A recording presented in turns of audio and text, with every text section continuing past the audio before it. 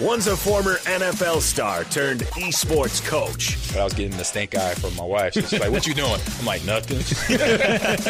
And one's a dad who can't stop playing Rocket League. These kids these days, they're like, blah, blah, blah, blah, blah, blah. We're used to jump and run. Together, they welcome you to Ahman Green's Gamers Lounge. Welcome into Ahman Green's Gamers Lounge, the ultimate destination for all things gaming. I'm your host, Green Bay Packers all-time leading rusher, Ahman Green, and got my good friend and teammate, new teammate here, Akiro Chinaru. How you doing, sir? All right. I'm hangry. Yep. Hangry, yeah. So in this show, you get your weekly getaway to the latest news, hottest game release talks, updates, and in-depth discussions about TV series like Fallout Season 1. We're going to break that down. And we got a new initiative here with Ahman Green. The Ahman Green Foundation that I'm doing for this year, rocking out, going hard in that. We'd love to talk about it with everyone today. So with all those talks and in discussion, so whether you're a casual gamer or a sweaty gamer as well, this is the place for you if you're hardcore, so esports fan as well. So Ahman Green's Gamers Lounge, my Gamers Lounge has something for everyone. So grab your controller, settle in, and join us as we dive into a dynamic world of video games, not just gaming, video games. So there you go. So checking in. So I could up first, man. So you said you're hangry. You got to explain that, man. Like, what got you so angry when you only help yourself with just a donut? That was it? That can't suffice, man. That can't suffice. We woke up 7 a.m. Steph said, Alan, I'm like, what? She said, it's bad out. I'm like, what you mean? It's bad the snow out? The snow in Wisconsin. Like snow and wind. So I had to take Artie to daycare, Right. And then after that, we wound up going to school. So not too long after we were at school. She had class at 9. So I mean, between the both of that, we were gone. Like we had to go. We were out the door trying to grind, get the education thing going on. Did a little bit of homework. Watched our good friend Nixie and her stream for a little bit. Nice. Right before I had my, meetings. You got to get on that school grind. I'm trying to get the gaming grind in, but it's hard. No, it's hard, man. Right now, I think priority is school and then family and then gaming. It's like in that order, which is okay. It is. But I need that to keep the sanity. I gotta. Yeah, 100%. I gotta pick up one of these something. The sticks. I gotta. You see them on the desk too. Here. Yeah, they just there and they're mocking me. He said mocking me. He said when they're not being used, it's like grab. Let's play Call of Duty. It breaks my heart when you see the dust. Halo. Thin layer of dust on your sticks. Let's play Cult of the Lamb, which is a crazy game that we'll mention here in game releases of the week. But chill weekend though for me. My Packers lost, so my Packers are out to run onto the Super Bowl in San Francisco, so they're not going to be there, but I'll be there, But still, if my guys were there too, that team, oh my God, it'd be so fun to be in San Francisco the whole week and weekend there. But no, it's going to be somebody else. It's either going to be the Texans. Well, like I said, my Texans are still in it. They beat up on one of my old teammates, and they beat the Steelers. Aaron Rodgers got him. Kept him in the pocket, kept him contained, made him throw some interceptions, which is a characteristic of that Houston Texans defense. They're number one in the league with turnovers, between turnovers and total defense. I think Chicago Bears are up there too. But my Seahawks, they are the number 1 seed overall in the NFC, so they had a first round bye, but they play against San Francisco 49ers. Where they on a journey where they're trying to Alan here, Akido, and chat. If you follow football like I do, they could be number 2 team to play a Super Bowl in their city and win. The first team to do it and win was the Tampa Bay Buccaneers. That's when Tom Brady came through and that defense got cranked up a notch because they had an offense that could score points down there in Raymond James area, Raymond James Stadium. But now 49ers, they're looking good. They beat up on the Eagles, got them eliminated, kicked them out the party. Oh, I wish I had a let's see, did we have something for that? Here it is. We bounced them out the club. It is right here. Here, let me turn it up a little bit. Here's so Eagles got bounced by the 49ers. That was it. Or we do this one. We'll do this one for this one. The Eagles got bounced out the playoffs by the 49ers. Your favorite sound, Acro.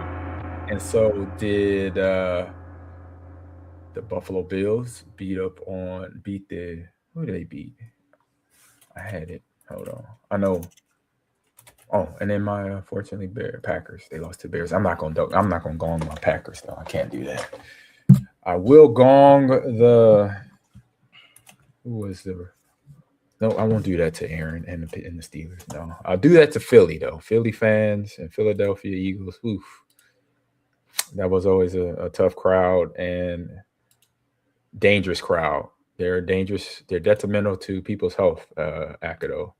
They abide by another set of rules. That's why they have a judge, and a bailiff in the stadium in Lincoln Financial on site. Are you serious? I'm dead serious. They got on site. They have a courtroom. They have a judge and a bailiff on game days when Philadelphia Eagles have games. So yeah. Yes, indeed. On site. Like a legit one, or is it like a meme? No, it's a legit. No, it ain't a joke. It's real because those Philadelphia fans they real. They the realest of all football fans in America. All right, American football. So there's fan bases, right? And then you got Eagles fans.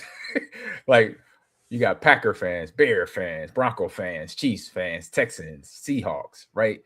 Fans, and they love the game. But Eagle fans, they a syndicate.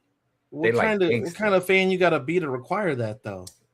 You got to be off the rails to when you see another team's fan walking your parking lot. You know how they do in the old medieval movies, or they throw rotten food at people. That's what they do in the Philadelphia parking lot.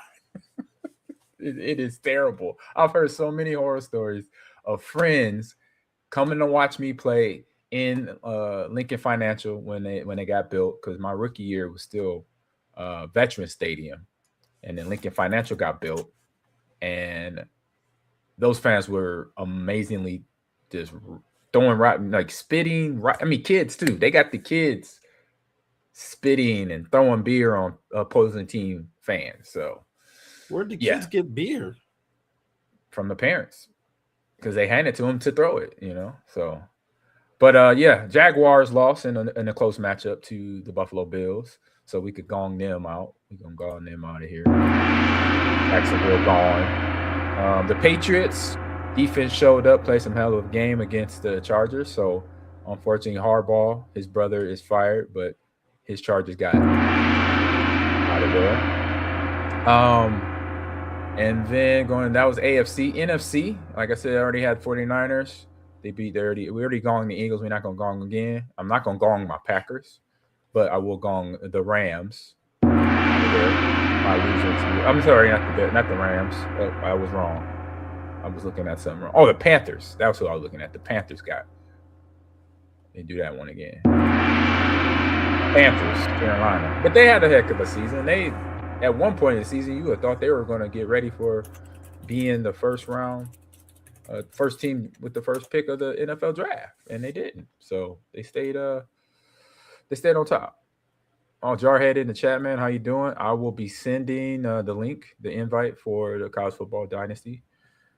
Next season starting up, the 2027 season, I believe. So, but outside of that, man, outside of the football weekend, great weekend, and we got a good show for y'all today. So we're going to be talking some Digital Divide. You'll find out what that means. We'll be talking about games like Cult of the Lamb and what's the one game? Another fun one. Some milestones in esports history and video game history. Broken lore. Unfollow. Some fun games out there to talk about. And then talk about a little Fallout at the end. I think I'm safe if we just talk about Fallout and maybe no video because I don't want to get in trouble with YouTube anymore. I've been getting banned by YouTube. Did it happen again? Well, no, I'm off of it now, but I don't want to get hit again. So I'm like, dang, I say all I can really do is talk. Unless I played it with no audio, but they hit me last time for audio. What you think? I would play it safe and just talk. I mean, I'll just play it safe. I'm gonna play it safe. We could just talk about it. But we watched it. Episode 1 was obviously the introduction of the game, where everything goes to you know what. But we'll talk about that later. But on that note right there, we'll head to a commercial break. A little word from our sponsors here at Ahman Green TV and NIL TV Esports. We got a little bit of slide drink coming at your way. See you in 17 seconds. Whether you're deep in the digital world or out exploring the great outdoors, Slide Drink keeps the good times rolling. So power up your play with Slide Boost for energy, Slide Chill to relax, and Slide Dream to recover. No matter where your adventures take you, explore with Slide. Refresh, recharge, and repeat. All right, we are here in... Let me get the music on. Oh, I got the music. Let's turn it up.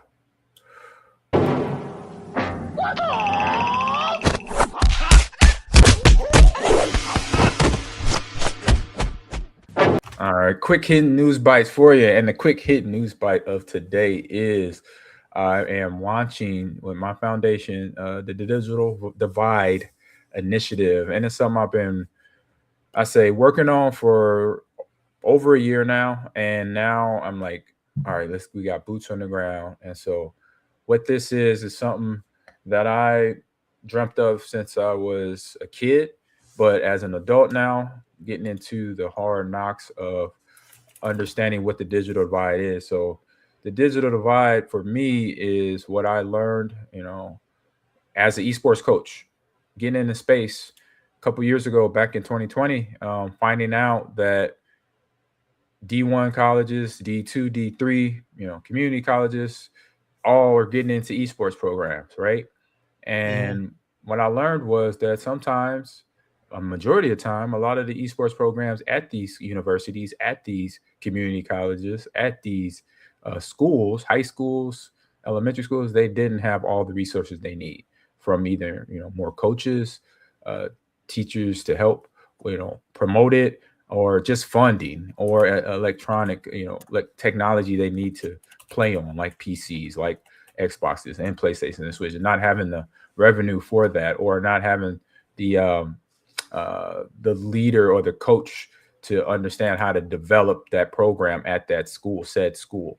And so I just came up with this digital divide to help spread awareness about the digital divide, which is, the technology gap between some communities, because some communities have all of that, right? They have broadband internet, they have the equipment that around them. They can go buy the equipment. Why? Because they have the money to go buy it. That means they have the resource to do that. And some communities don't have that. Some communities don't even have really good fiber internet. Some communities don't have, the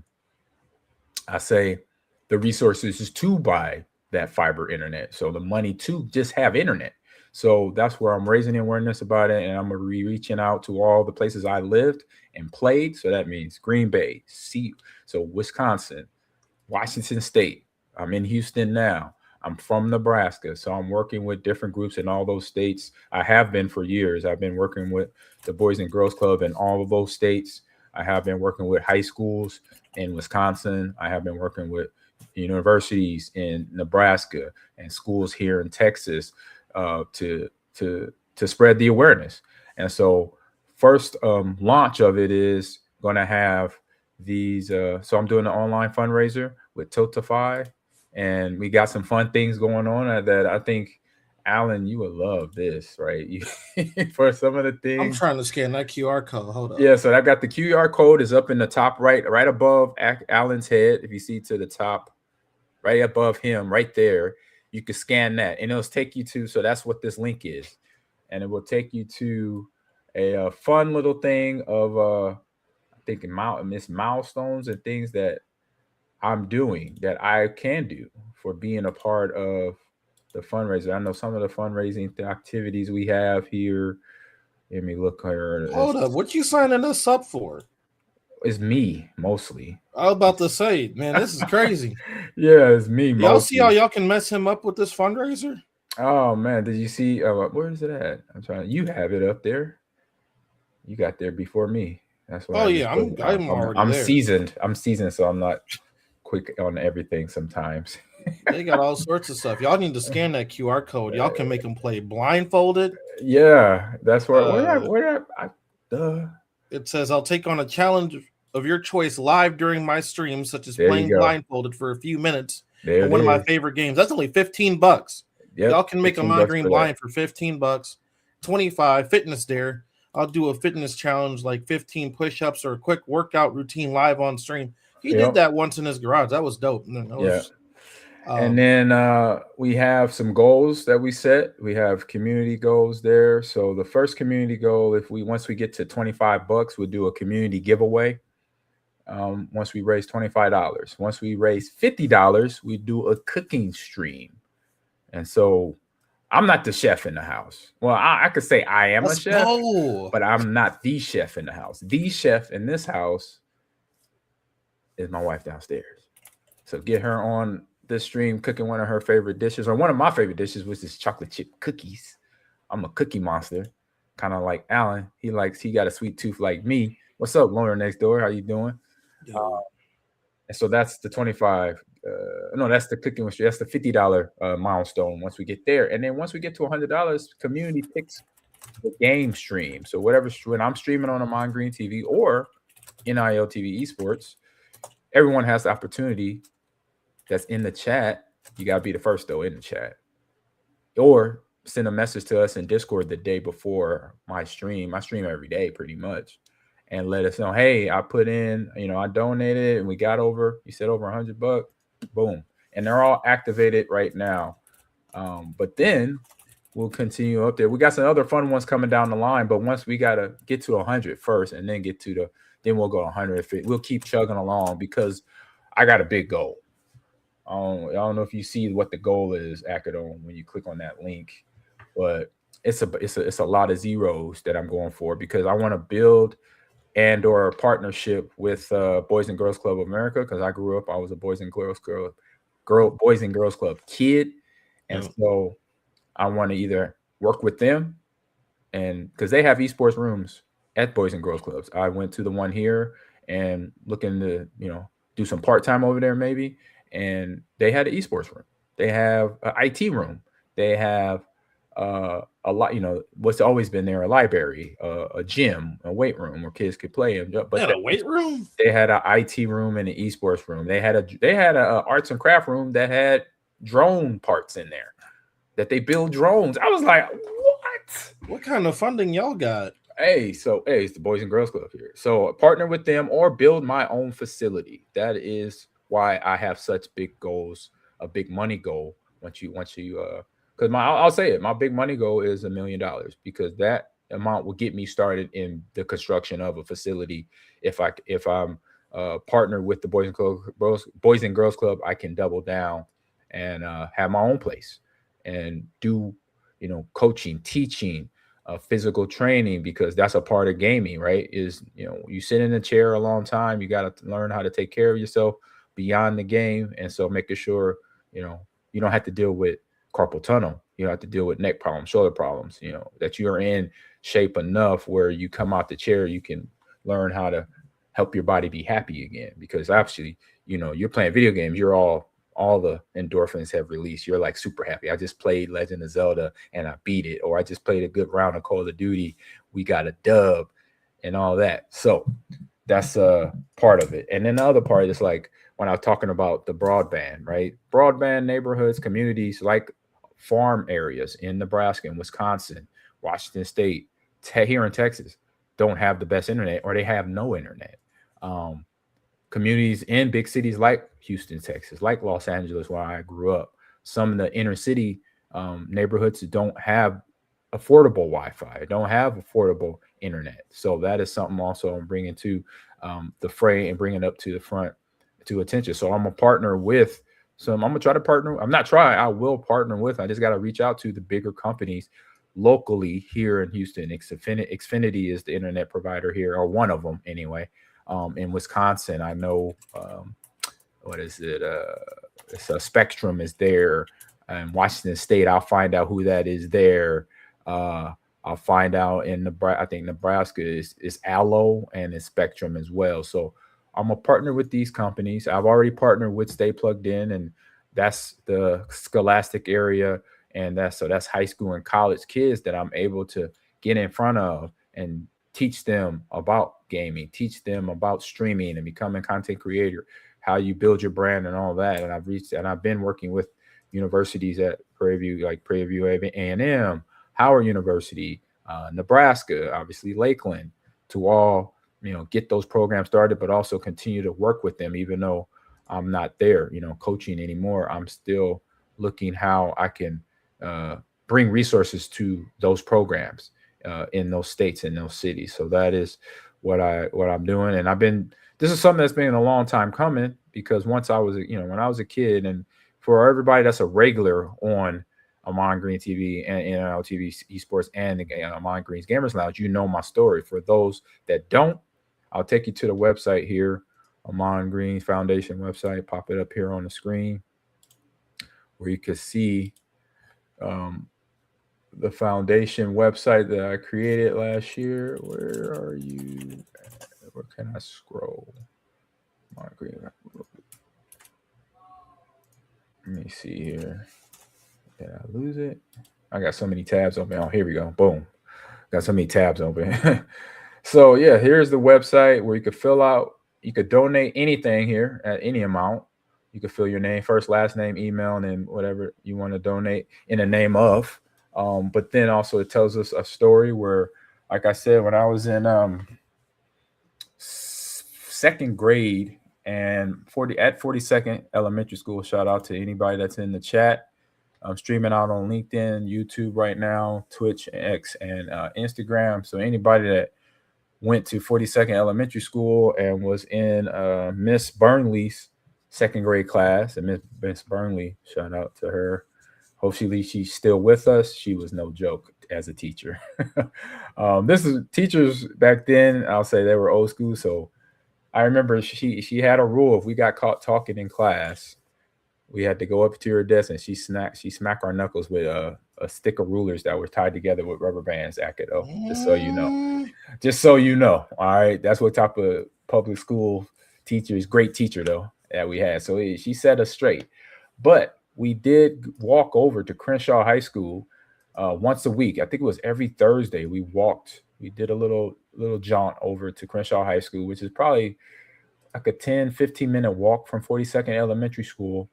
And we went to their computer lab and we partook in basic IT training. So we learned how to turn on the PC, and they were Apple II PCs, and turn on the PC, learn how to type with your hand, like how you traditionally type. You sit down, keyboard in front of you, your right hand is for the right part of the keyboard, your left hand's for the left part of the keyboard, your thumbs are for the spacebar, stuff like that. So basic IT. Turn on the computer, adjust your picture, use the mouse. This is how it clicks. This is what you double click for. Turn the computer off, turn it back on, learn how to use it with your printer and stuff like that. And that's what part of this about us and the website that you see on your screen tells my story there. So going to Crenshaw once a week for I think my whole second grade year was, for me, amazing. And if you see on the left there, that's the best picture I could come up with of me and my dad. My dad was a big guy. He actually played offensive line, but he was an IT guy. He worked. He was IT director at Northrop Aviation back in 1983, 84, 85, and he brought home. That's almost what the Apple II PC looked like, and he brought that home one day and showed me how to do the same thing. Turn it on, play some games, and I played. Like I said, for everybody in this chat, they know this story, but for everybody that's new in the stream, I played Carmen Sandiego and Oregon Trail. And just blew my mind. I had fun. I was ready to play it again, but it was time for bed. But now I knew, like, oh man, I got some fun things to do. I don't have to just go outside and ride my bike and play and have fun. I could come inside and then jump on this computer. And I think not too long after that, or we already had the ColecoVision as well. And so we played on there, Zach Zahn, Donkey Kong, to name a few games. But me being somebody into tech very young, that's where all this started back then. So you talking, I'm 48 now, and I was like 5 and 6 years old. You talking about 40 plus years ago that this dream started, but it went on a journey of football and basketball and baseball, playing sports, but then eventually got back to where if I sat down and thought about things I want to do, where I want to help people, I want to change people's lives in some way, even if it's not a major way, but it's something simple where they can learn something and use it to help them grow as well. I said, this is it, because technology is in our lives. We're not going to shake it. That's one thing for sure. It's not, messing around on your iPhone or playing video games or going online to order stuff. All that is not going to change. It's going nowhere. So you got to live with it. You got to learn it, learn how to use it. Right. And that's kind of part of my awareness talk when I talk about technology, playing video games. I know playing video games sounds like what it used to sound, that it was a waste of time and you got nothing out of it other than, what some people say, brain rot or whatever. You didn't learn nothing from it. But now, once you really look at some of these games and play some of these games, you're actually learning more things about, tech and yourself that can then, turn you into somebody that's into, building computers, right? I got friends that play video games and now they build computers. I got friends that also build video games now. They work with video game companies like EA or Activision. So the dreams are there. You just got to be able to go get them, and know that you could go get them. And that's what my dad helped me out by showing me, introducing me to a computer and basically saying, hey, tech is, telling me and my brothers, hey, tech is the future. So you got to have your finger somewhere, or you're in the place somewhere. So that's I say that's my story. So you can head over to the Ahman Green Foundation website, and this is some of the information that you could read on there about what some of the things I'm looking to do. And I say right here is a big page for me is the phase, the phases, right? You got to have different, you got to have goals. You got to have initiatives. Like we have initiatives for this fundraiser. We have incentives for this fundraiser. But for me, once I get the funding, right, phase 1, program and development and infrastructure is building out, the programs at the Boys and Girls Clubs or at my own facility, right, where I'm bringing in state-of-the-art equipment and technology for young folks coming in, having a digital program where they're not only just learning what a computer does or learning how to play video games, they're learning how to manage themselves if they want to be a content creator, or if they want to be a podcaster, or if they just want to go into, understanding how to produce a website and how to build that. So all that stems from just turning on a computer, basically. Once you do it, it's like the sky's the limit. You don't know where you're going. So that's phase 1. Phase 2 is the community engagement. That's where the Boys and Girls Clubs come in. And program implementation is, having kids go into a classroom with the PC, with the gaming equipment, and say, hey, we're going to have a content creator class today. We're going to teach you how to build, your brand, what you want to be. Do you want to be a variety streamer? Are you a Call of Duty streamer? Are you a sports game streamer? Are you a real-time strategy gamer for League and Dota?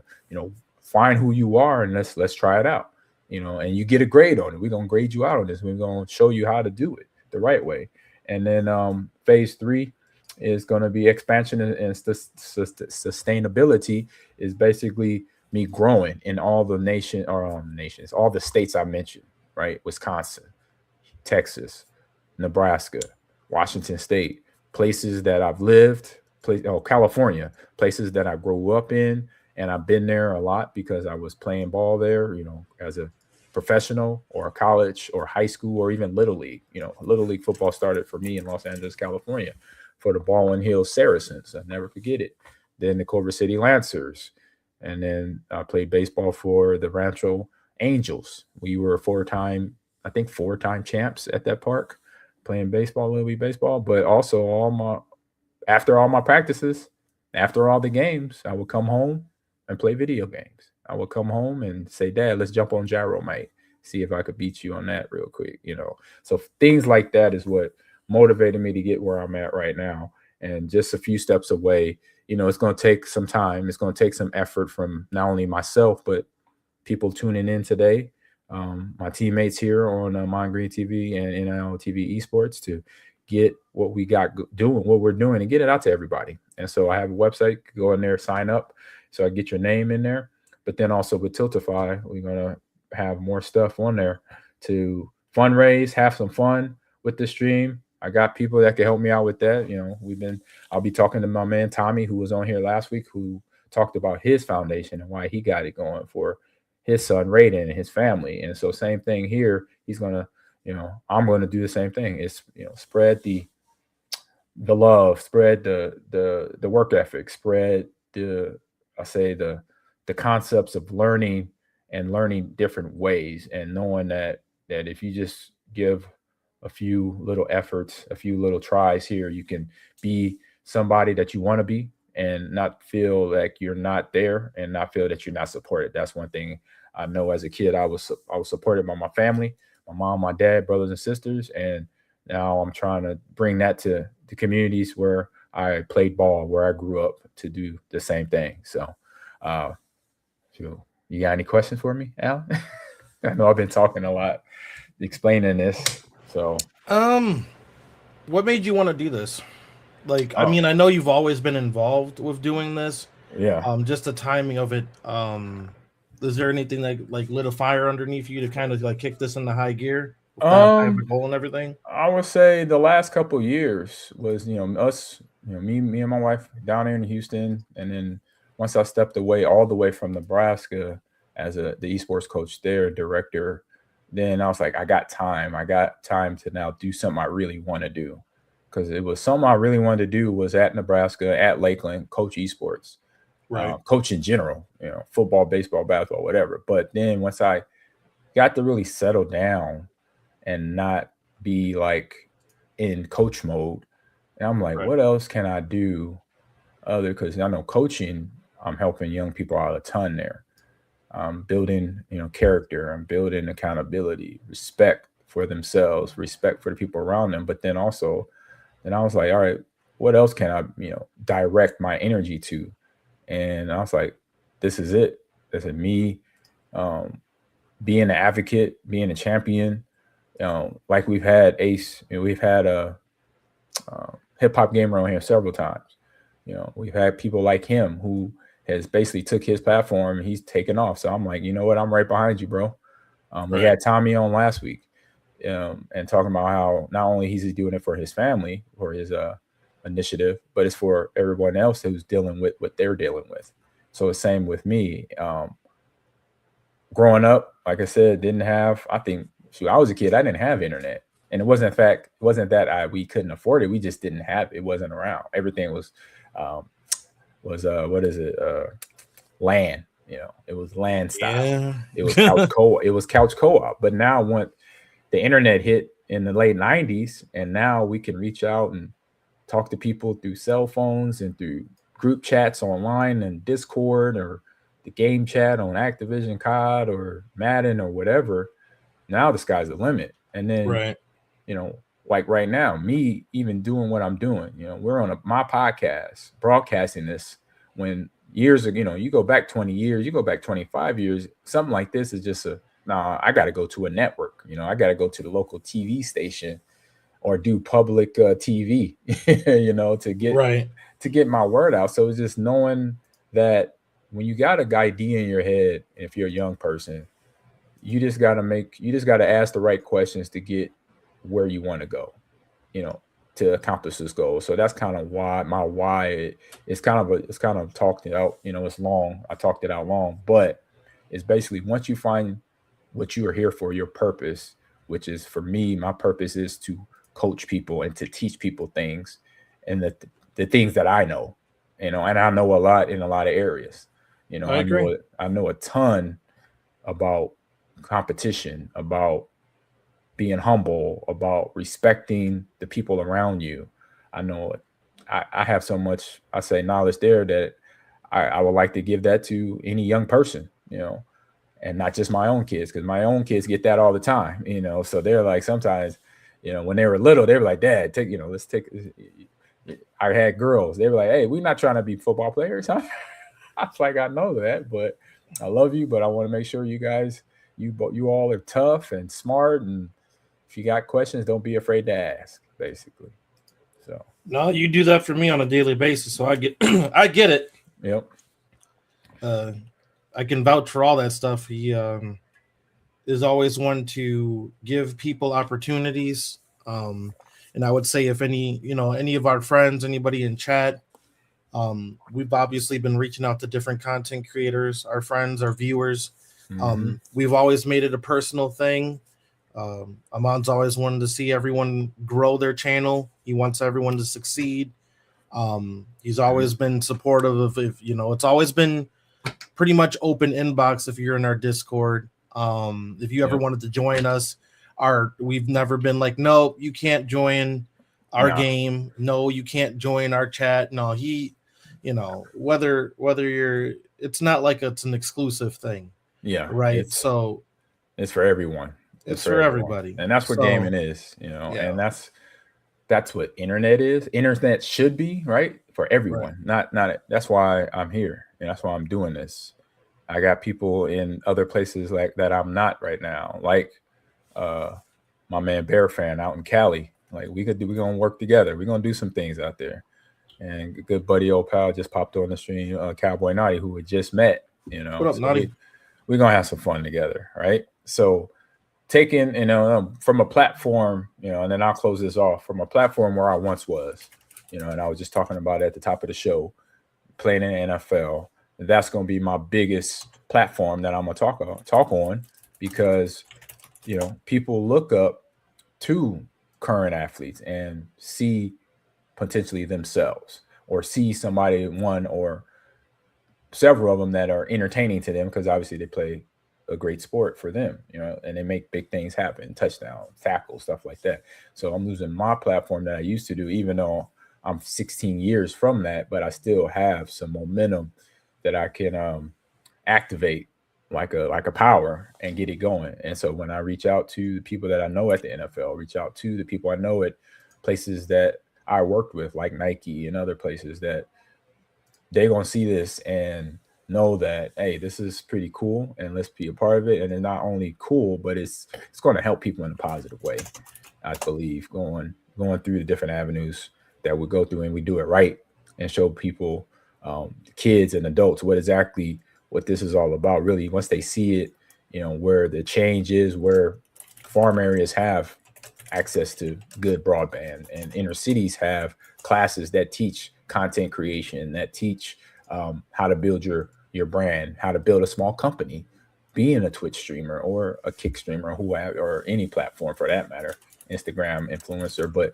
teaching them the good stuff, the quality, because we know, what the dark side can look like. And so making sure we teach them how to make those right decisions for themselves too, and not just say, hey, give them the keys to the car, but don't tell them how to drive.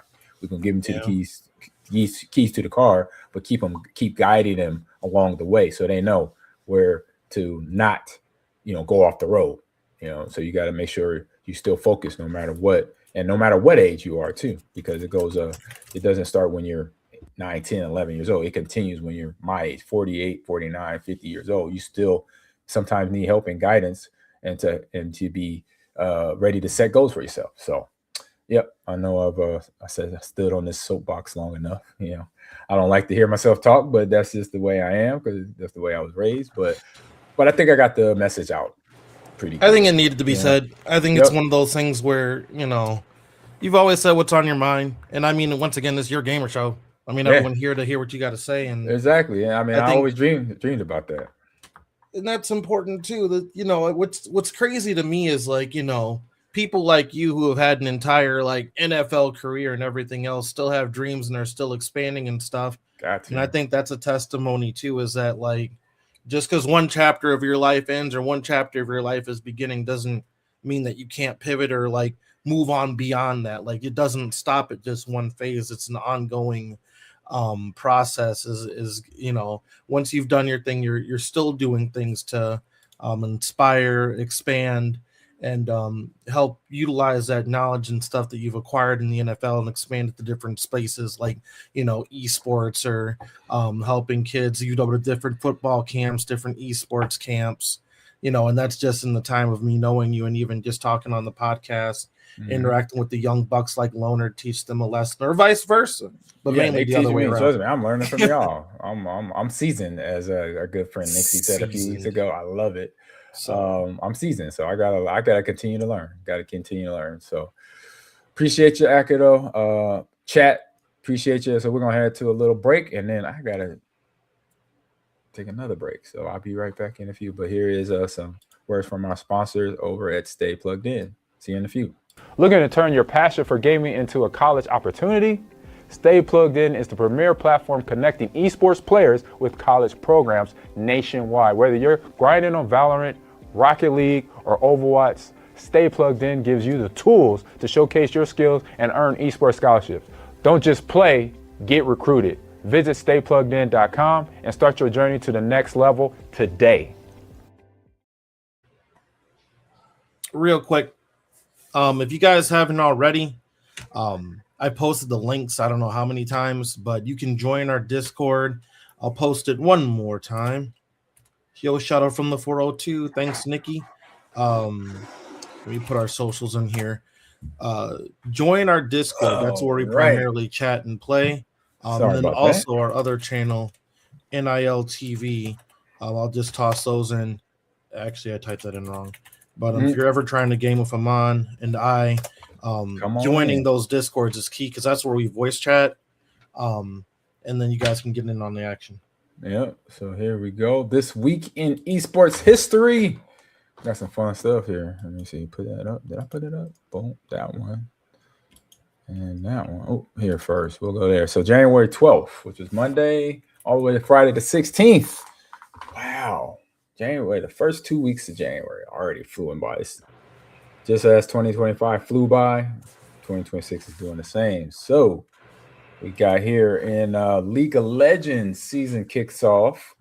The competitive season for Major League of Legends globally often begins around this time of year. And so, for instance, the LEC Winter 2024 split was scheduled for January 13th, 2024, and the LPL Chinese League has historically been among the first to kick off its season around this time of year. But then also Call of Duty League launched. Oh man, it seems like it was a long time ago, but it wasn't. Remember 2020, the franchise of Call of Duty League launched its inaugural 12-team season back in January of 2020. So COVID year. So everybody was watching that because it was on, everybody was at home. So that's when you got introduced to some of those Call of Duty teams. I know it was a Seattle team, the LA Thieves. They had a Florida team. They had 12. Was it a Chicago team? I know it was some Houston teams. The Houston Outlaws. That's where my boy Mike White. Shout out to Mike with Stay Plugged In. So it seemed like, and the league is still going, correct? Akido, Call of Duty League, that league? I believe so. Real quick, too, Nikki 6 said, from one CHS alumni to another, keep up the great work, man. Ooh, Central High School. Go Eagles. Go Eagles. Appreciate you, Nikki. Yep. So, and then the last one says players. Oh, that ain't nothing. I'm not even going to mention that. All right. So, on that note, we'll take it to, we got a fun this or that. Before we hit to this or that, we'll head to another sponsor. A quick little commercial from Lucid Sound. See you on a few. Level up your game with Lucid Sound, the next evolution in gaming audio. Whether you're Team Xbox or PlayStation, Lucid Sound has you covered with premium wireless headsets for Xbox Series X, S, Xbox One, PlayStation 5, and PS4. Hear every step, every shot, and every detail loud and clear. Comfort meets clarity. Game with Lucid Sound. All right, we got a little bit of this or that coming your way. This or that. So in this or that, I came up. I was like, we got past the New Year, so no more New Year stuff. We're about to get hit with Valentine stuff. Marie's already decorated the house with hearts and everything. I'm like, can we get out of it? We're not even out enough. We know we're near the end of January. So I came up with this one here, this or that, the smart, funny edition here. All right. And I'm like, man, we can't even get out of it. We barely in January. We already got hearts around the house, man. Come on. But the first this or that choices are, all right, read the instructions or figure it out yourself when you open a box of trying to put something together, or a view video game where the tutorials now, see the tutorials back in the day were in the booklet that came with the game. Now it's in the game. You go into the tutorial area and you have an icon. You probably click down, doing boom, and teach you how to fly or shoot, jump, whatever. Or you just figured it out. If you couldn't find the tutorial in the game, or you didn't have the book because it was a used disc from GameStop or EB Games back in the day, you either figured out. I said I did a lot of figuring out. I said most of the games I played back in the day, I'll either watch somebody else play or watch my dad play, or I just go over and just stumble through it and then be like, okay, I got it. I got my butt kicked a couple times. What about you, Chat? What about you, Akido? Growing up, I didn't read the instruction manual. Growing up, I read the instruction manual. Gotcha. Nadi says instructions. He said rules are scared. Are sacred. I'm sorry, sacred. You got it, like in Mortal Kombat and some of them Tekken things. I don't know how many times it's going to take you to get beat, right? Until you actually learn how to But that's like me trying to figure it out through Madden against you. It's not going to happen. Yeah. It's not going to happen. That's me figuring out Dota 2 or Rocket League, like we did with Bane. Or Rocket League, you kind of have to. There ain't no real. There's instructions, but Rocket League is like. Oh, you're gonna figure it out. Basically, you ain't got much of a choice. It's kind of like Call of Duty. You don't need an instruction for COD. You just need your butt beat. Yeah, that too. Because in Rocket League, you go through the tutorials and you still like, how do I fly in the air? It showed me. But how do I stay above ground? That one lesson ain't gonna teach you not half the. It's kind of like school.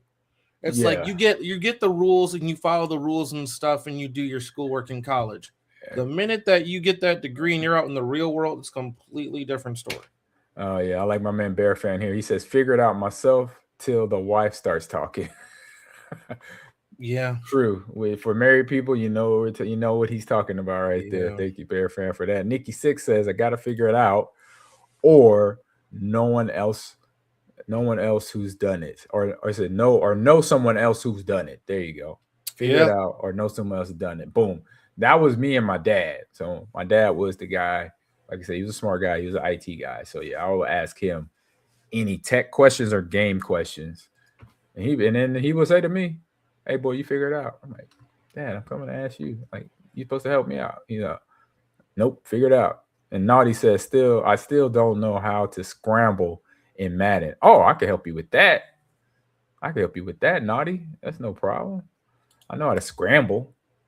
That's one thing I know how to do because I ran the ball. All right, next question up. Let's see where we at. High AIQ or high emotional intelligence? High IQ or high. I think as I'm gotten older, I wouldn't say I have a high. I'll say I'll be nice to myself. I'm not a genius, but I work hard. But I think I know I have a high emotional intelligence because of playing football at a high level, you learn and see things when things happen on the football field. Like I found out knowing that some of the NFL players I played against didn't want to be out there. They didn't want to be physical. And I was like, Once I found that out, because I was physical with them and they quit, and they pretty much would quit on the spot. And that happened in Little League too a few times where I hit some dudes sometimes, Alan. Like I hit this one dude your size and I laid him out and he was done. He's like, I'm out. I'm like, you like twice my size. He's like, nah, you different. Something wrong with you. He's like, you just hit me like a Mack truck. I'm like, it's football, bro. He said, but you're little than me. Why it hurt so bad? I was like, I don't know. I just hit, I guess. So you're not wrong. I mean, like I had to do a quick Google search of what they meant by emotional intelligence. Yeah, like emotional intelligence. Yeah, emotional intelligence is like the phrase "read the room." You know, when you read the room first and then you communicate or you say certain things, that means you read the room first to see who's in there, how they're acting, what they're saying. And sometimes they'll give you everything you need if you just sit there and observe for true. 5 to 10 minutes. Because that's what I do. Real quick. I say I got something to mention. Actually, after this or that, I almost forgot something to do. And it's because I'm seasoned. I'll get it right. So Cowboy 90 says emotional. He says intelligence with relationships. Yes. Nikki says emotional intelligence is pretty underrated. It can certainly get you far in life, 100%. And this is where being a coach, if you don't have this as a attribute, it'll take you a little longer to be a great coach. Because when I say read the room, when you walk in a coach's room, like for example, a football meeting room is almost like a theater. So you walk in, and you know the college rooms that you're probably in right now, Ecuador, where the seats go up and then the teacher's down on the floor, kind of like a stage. Yeah, I know what you're talking about. That's what our rooms look like. That's what a meeting room for the NFL and college football look like. So that coach is on stage. And so before you walk on a stage, you could look at everybody before you start talking. You know, you could look at people's faces, you know if they're having a good day or bad day, right? Right. And so that's where, for me, I learned as I got older, because I was always the quiet kid. I mean, I'm the host of this show and I'm talking blah. I didn't dominate a conversation, especially when I was between the ages of 5 and 18. I didn't dominate a conversation unless it was football conversation or a sports conversation or a video game conversation. That's when I dominated. But anything outside of that, I was not going to say 2 words. But what I was doing, knowing and unknowingly, that I was always paying attention to people, paying attention to how they talk, when they get mad, what they look like, when they're happy, what they look like, when they're sad, what they look like, when they're frustrated, what they look like, when they roll their eyes, are they being sarcastic or are they just being silly? Everything they did, I would just sit there and watch. And then everybody like, man, why you so quiet? I'd be like, I ain't got nothing to talk about, like whatever. But I'm always taking in. I'm using my eyes, I'm using my ears. So, and Nikki says, you know what they say, God gave you 2 ears and 1 mouth for a reason. Hey, that's something my mom has said plenty of times. My dad says all the time.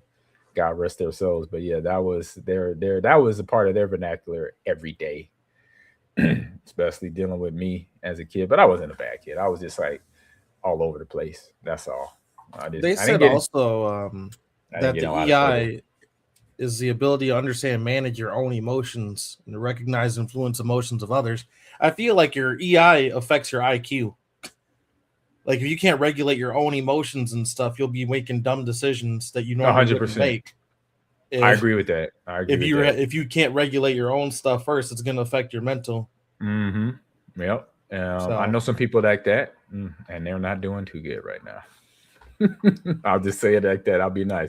So I'm high emotional intelligence. I'm on that side, but being smart is not bad too. Just make sure you know how to tap into that emotional. It's high emotional. I say emotional intelligence. That's all. Some people ain't got it though. If you're just because you're smart, I mean, if you can't sense, read the room, for lack of better terms, you come off like an a-hole. Yep. And then nobody wants to work with you anyway. Nobody wants to be around you in the first place. Nobody wants to be around you. Even if you are the smartest person in the room, you're not the smartest person in the room. Exactly. All right. I think we laid enough on that one. Next one up, we have knowing the truth or living in peace. So living in peace, I think living in ignorance, I guess. Basically. And I don't want to do that. No, I want to know the truth. I want to, like my dad grew up telling me how everything needed to be done. He was like, all right, we're going to wash dishes today. This is what we got to do. You got to take the palm olive. You got to run the water in the sink, put the palm olive in the sink, let the bubbles rise up. And then there's your water to clean your dishes. But then over here, you put none of that palm olive in the sink, just cold water to rinse your dishes. And I'm like, oh, so, and go, hey, you know what? It's your turn. It's your night for dishes. Bam, you got it. So he never sugarcoated anything for me. Oh, you want to be a football player? Yeah. You want to be I think we were talking about being the best. He's like, you want to be the best football player out there, right? He said, all right, this is what you got to do. You got to work out every day. You got to stay out of trouble. You got to have good grades. And you got to not get hurt. But you can't really control that one. But you got to play hard no matter what. Even when y'all losing, y'all could be getting y'all butts kicked 100-0. You still got to give 100%, even when you're losing. I'm like, really? He's like, yeah. Because if I see you quitting in the game, he said, we're going to have problems when we get home. I'm like, okay, I don't want no problems when I get home. No problem. Now you understand why I keep going to the hall. I go full go. Even when I'm losing, I'm in it to win it. Like, you never know when the game could change. What's up, Devin? How you doing? He's a Bear fan. Bear down. Oh, and he's a Husker fan. He's a Bear down. And got Go Big right there. Almost was like, what? Salty Dog says, can't make change if you're living in peace. True. I mean, true. So I know I'd rather be in the know. Me too. Like I said, I'm in the know. Sometimes I wonder though. I don't want to. Sometimes I'm like, man, I wish I didn't know so much, because now that I know, it bothers me. And I'd rather be bothered and just be like, well, I tell Steph that all the time. I'm like, man, they don't even know. Look at them. Happen. Bouncing around, skipping in the garden, thinking everything's just fine. I'm like, nah. Nah. Oh, man. Don't get me started on fast food restaurants. Okay, this is the... Actually, I'm going to revisit... Oh, yeah, that's a perfect example. Exactly. That's me. I don't want to know. And it's good that I know. But I don't want to know. Right. Half the times you're telling me, Akido, stop eating the pizza puffs from. I know them double XP Call of Duty codes they're great, but you got to stop doing it. And granted, they just gave me the codes because I was coming in. But point is, they were just giving me the receipts at that point. They're like, sir, just take the receipt. Right. No, yeah, you gotta. I'd rather know what's coming. I'd rather know things than having to figure them out. And I don't want to know what's in the Taco Bell meat. Yeah, you don't want to know. I know. I had a friend, one of my old coaches was the Taco Bell manager before he got hired as a football coach. And he said, Ahman, this was the process of getting the kitchen started in a Taco Bell. He lived in California. This is in Los Angeles area. He said, when I would walk here, get into the Taco Bell restaurant, I would turn on the fryers, and we'll take about this much. Look at, can you see the screen? About that much. You see my hands? Nope, I don't see nothing. That much of lard. Nope. And throw it in the grease where they cooked the meat and I think the tacos. Like put them on. He said he said I never will eat Taco Bell again. Never. I'm gonna get that Crunchwrap Supreme and act like I didn't hear not a word of what you said. Willful for ignorance is my friend. That's a naughty, of course. Naughty is hilarious. Yeah. So that's where we at. So knowing the truth, living in peace. Yeah. All right. Next one up, we have learning from mistakes, or never making them. Well, that second one I don't think is real. You'll always make mistakes. You can never go without making a mistake, unless I don't know. There's really no unless. I would say I rather obviously learn from mistakes. That's what we do when gaming all day. In life, it sucks in life. Hey, I had a girlfriend in the 7th grade. I'm not gonna say her name. Here we go. Because she might be watching. We dated. You know how long we dated? And she Probably dumped half me? a day. Not even that. Dang. A day. Oh, you said half a day. So yeah, I was a little bit longer. She dumped me after a day. You know why she dumped me? She told Probably me you why. didn't hold a door open or something. No. It's because I did hold the door open. She said, "You're too nice. You're too nice." I said, "Huh?" I said, "Time out. What do you mean I'm too nice? You open doors for me. You meet me at my locker." I'm like, "Oh, so you want me to be one of these gangsters out here, huh? You want me to call you up out your name? You want me to act all ignorant? But I'm helping you to your locker. I'm walking you to your class. I'm eating lunch with you.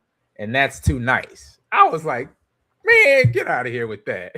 I was like, "What is going on?" This Ahman can't say her name because the other one may get mad. No, I'm just respecting people's privacy, because maybe some of my childhood classmates are watching from 42nd and Audubon Junior High School. So I don't want. Man, I don't someone want that. said that to me. I called him out. Hey, yo, Rashad called me a banana head in preschool, and I never forgot it. You see me? I hope you seeing me now, Rashad. You called me a banana head. So I learned from that. I didn't. So what I learned from that was I'm gonna continue. I was like, okay, it's not going to deter me from being nice. So it kept me being nice as a boyfriend. But I'm just like, some people just don't think the way or act the way or not, or just see things, like I saw things. That's kind of like was the learning lesson. It was kind of the weirdest one, but it was there. So yeah, that's me learning from mistakes. That's all we do here on Ahman Green TV. We learn from mistakes when we're playing games. What about you, Akido, and chat? Where you at, chat? I'm a perfectionist, but at the same time, I hate making mistakes. I had tried to. Oh yeah, I hate it too. I said I didn't like making mistakes. I like to learn. I learned from them, but I'm like you. I hate making mistakes. I hate it. I loathe it. I don't like making mistakes. And it's one of those things, like even yesterday when me and you and Naughty were playing, and I couldn't clutch at the end.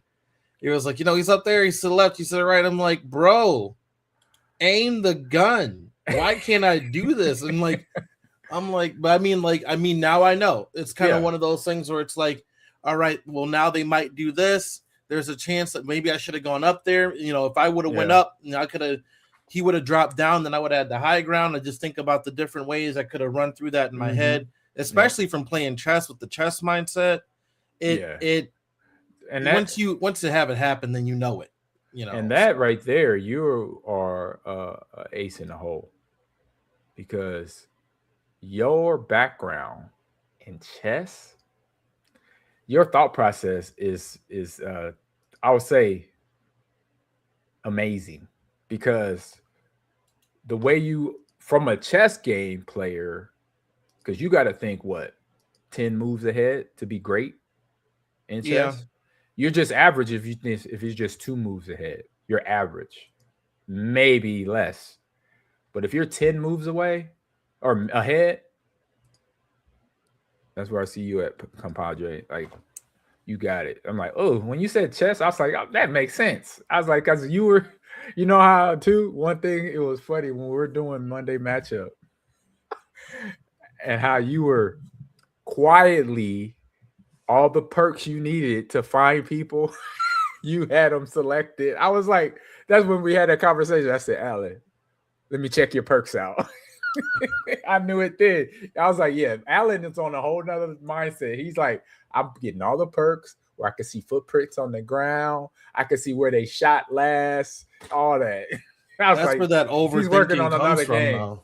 He stepped on another level. He's not on our level. I just try to force the situation as many times as I can. That's the thing about chess. Is I was playing chess with Steph earlier today, and she's like, "Why do you like?" you've thought of like every single thing that I could kind of do. It's like it's not necessarily that I've thought of it, it's that I'm kind of forcing you to do what I want you to do. It's like, what do you mean? It's like I understand that. That's scary. You put pieces in places where if I do this, I know I'll invoke a reaction from you to do this, and I've thought of this if you do that, and if you do that, then I've got this second plan to do this. If you don't, then I'm going to do this, so that way I kind of know. You just got to plan the whole thing out, and that's what a lot of shooters and stuff come down to, or just video games in general, especially Souls-like or other things where you have to have that mindset of this is the pattern. I know how these people think, you know, and if I can go ahead and get in their head or kind of figure out if you're going to go left, do I go right or do I go right hoping that you go left? And, it's one of those things where just positioning yourself. That's, and you do the same thing. And that's from you and your playbook and stuff. And you're just trying to figure out what you need to do to pivot to, put yourself in a better position. Those are life skills. I would say if that's anything I want to do. Right, and people don't realize that that's what you learn from playing competitive gaming. You actually are developing some life skills, because I remember taking my first L, and you know the story. I told it here on the podcast where I threw my controller. My first and only rage. Yeah. And ever since then, and then once my mom said, "Oh, you break it, you buy it," I see your controller on the floor. I'm like, "Ah!" And it was a Sega Genesis. I was like, "Ah." Okay, you break it, you buy it. Oh, I know what that means. That means I better keep my cool. I better take this L like a man. I can't blame it on nobody but myself. So boom. I learned that. I didn't learn that from I was playing football then too. I was playing flag football and baseball. I learned that from playing Madden. That's the funniest thing. I learned that from playing on Madden. All right, next one on the list. We got a couple more to go.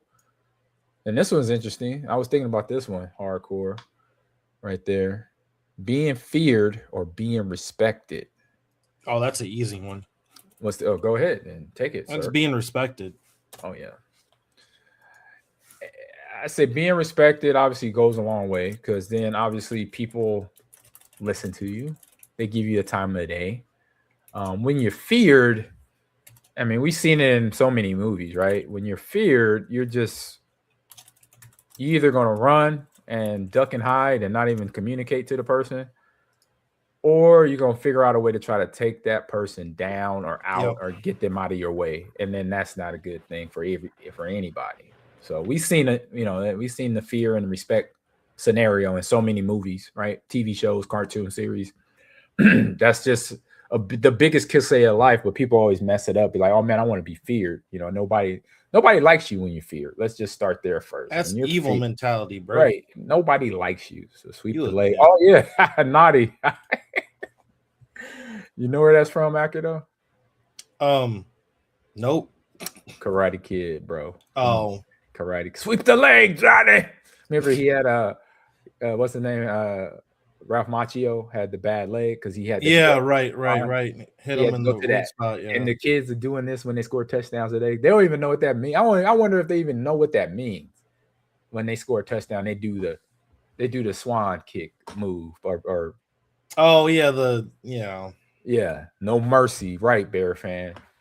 I wonder what them young bucks. I want to ask them, do you really know what you're doing when you do that in the end zone? Do you really know what you represent?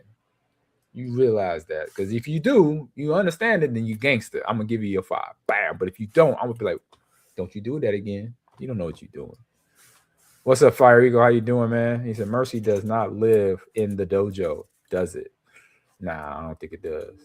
I think the thing about being feared is that you have constantly people preying on your downfall. People are looking for the one thing they can get you on, the one sign of weakness, so that way they can take you out, so that way they don't have to feel afraid anymore. That's bully mentality. Bullies operate on fear. Yeah. But I would say being respected is that, you know what, even if you go down, a lot of people will be like, look, man, they'll help you up because they respect you. Whether you're at the top of the game or the bottom of your game, they respect who you are as a person, and they'll still follow you. If they only follow you because they're afraid of you, the minute you ain't got that, whatever that is that's making them afraid, it's over. The minute you don't have the power in a situation, they about face. And we've seen it in so many movies. If you watch anime, if you watch action movies, you watch any of the Marvel movies, you know what we're talking about when that goes down. All right, last 2 questions coming up here. We got some good ones. What's up, Fire Eagle? How you doing? We're doing good, man. We're doing good. All right, asking for help, or do you Google it now? You Google it first. I say I'll definitely ask for help. When I need help, I never get lost, but I will go ask, hey, man, I'm looking for, I need directions. But you don't really ask that question today. 20 years ago, 25 years ago, 30 years ago, yes, you were asking that question. Hey, excuse me, I'm not from around here. I'm trying to head to so-and-so high school. Where do I go from here? Oh, you make it, right? Ask that question. Yeah, that's asking for help. That's the smallest way. Example. I Google. Now today, Googling goes down, AI goes down, but you got to understand the context behind it. I think for young people, ask a parent or ask the adult in the room. For people our age, yeah, we could Google it. We could AI it. Because we could think more.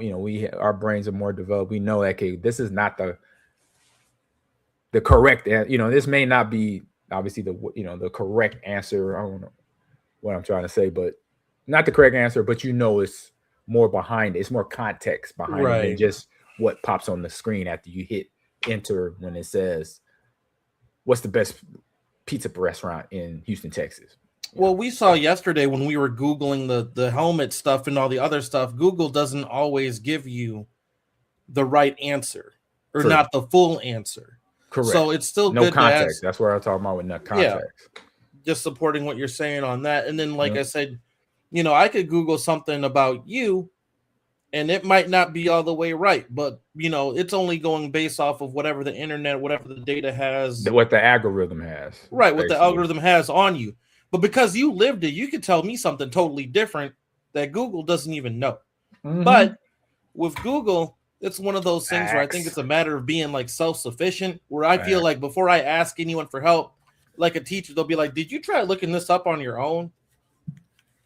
I'll be like, if I'm like, no, they're like, why didn't you?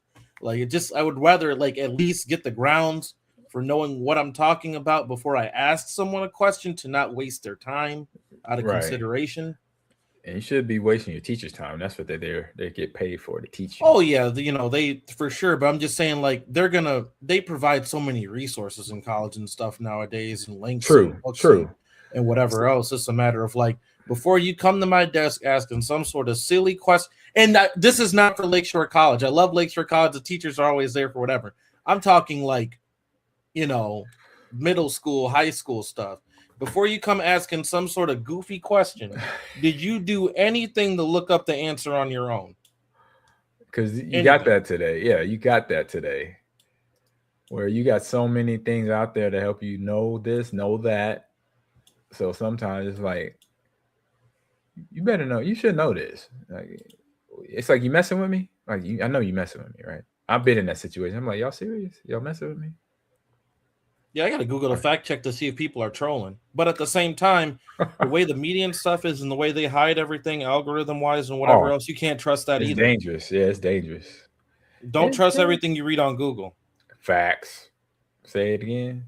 Don't trust everything you read on Google. Bam. Keep that in line. All right, last question coming up here for the chat and for me and Alan. Explaining yourself once or being misunderstood forever.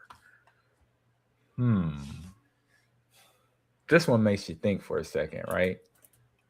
Because like, first one that popped to me was being misunderstood forever. I've kind of been that way, where people look at me and they assume, because they met other professional athletes or celebrities, whatever I may be called, and they assume who I am because of who they met already. So for me, I'm always been misunderstood because everybody think I'm gonna be a jerk before they even start talking to me. Because I had people tell me that, man, I thought you was gonna be a jerk because so-and-so I met that played for that team was a jerk. And I'm like, you shouldn't have done that. I said, well, I'm not a jerk, So, but that's just how that question hit me first. But now reading it again, explaining yourself once, I know that was something my mom and dad do. Hey, I'm gonna say this one time. Don't have me repeat this. And I'll be like, no problem. I was about that life. I was not getting in trouble more than one time with my parents. I saw what my brothers and sisters did. I said, I'm not getting my butt whooped like that. Ooh, no. It happened one time.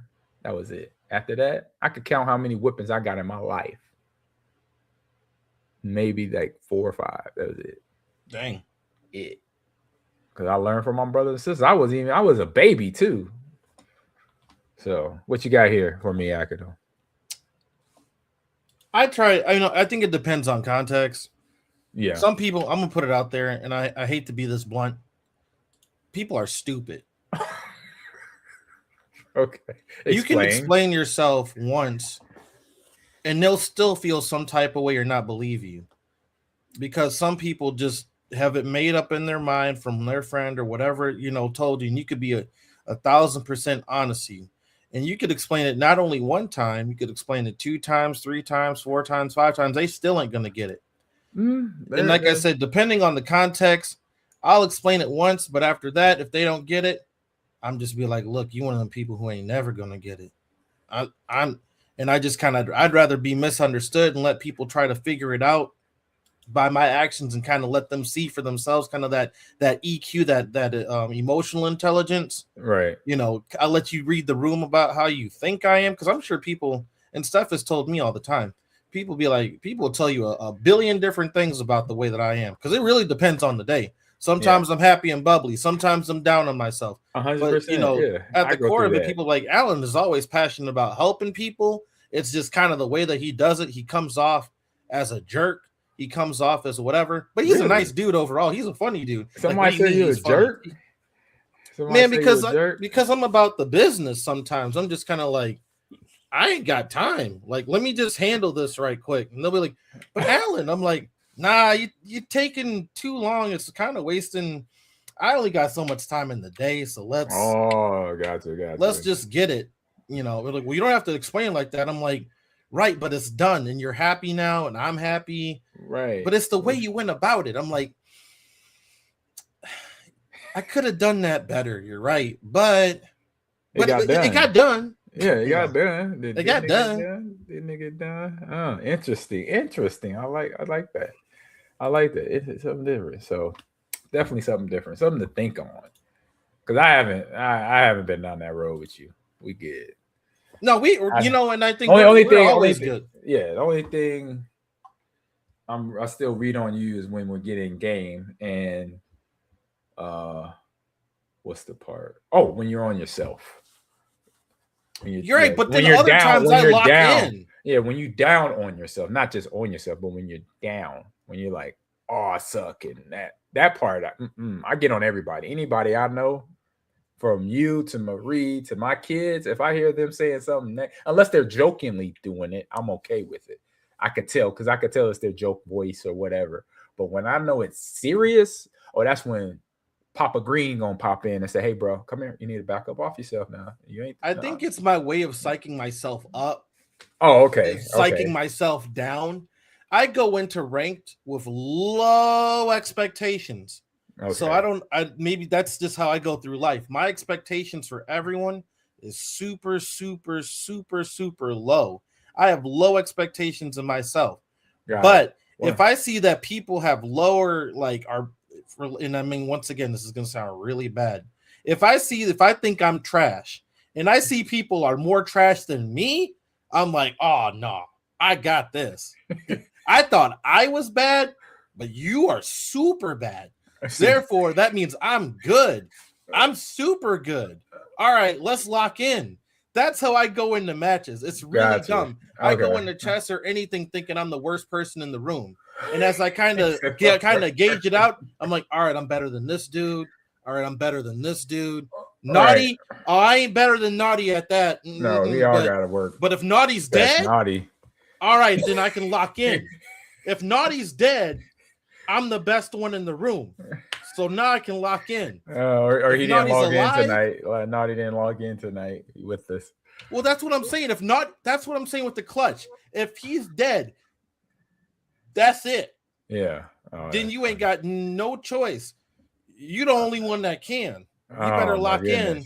And no matter what, you already did better than the 98 other people. More than half, right? More than half. So got you. Learn something new about you every day, Akido. Process of elimination. Yep, that too. On that note, we're done with this or that. Appreciate chat for tuning in for that and participating. And well, we're going to head to another commercial break. Come back at you with some more of this show. See you in 24 seconds.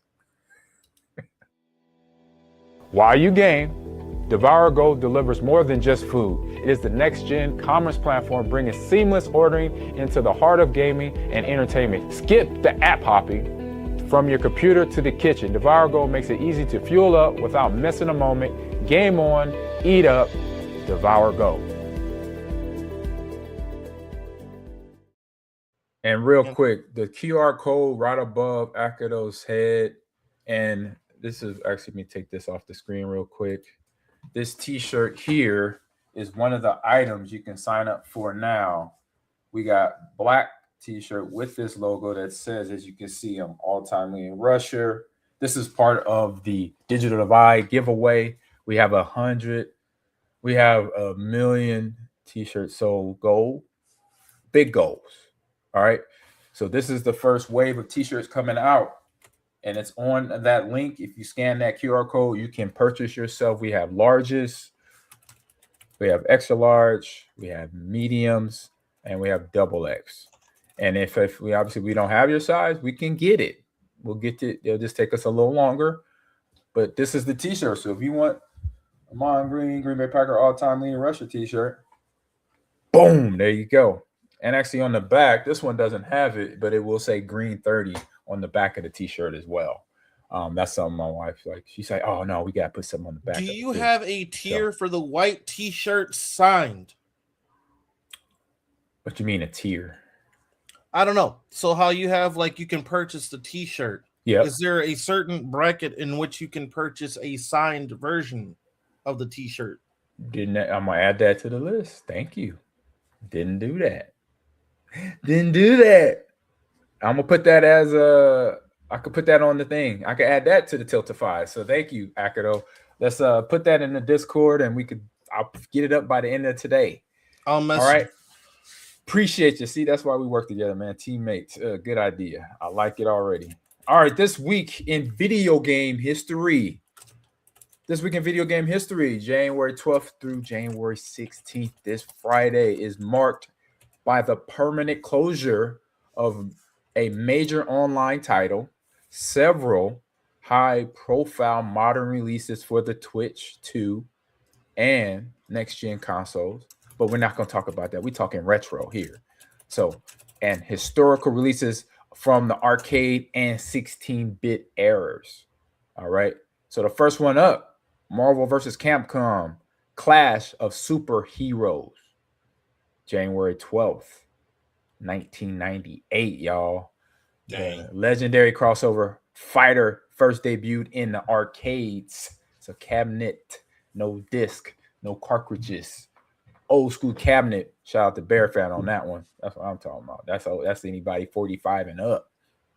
Or 40. I say 40 and up. What's up, Terry saying? Appreciate you in the chat, man. All right. And the next one, also a fun one. I knew this game, I just never played it. I actually knew of the last game too, the Marvel vs. Capcom.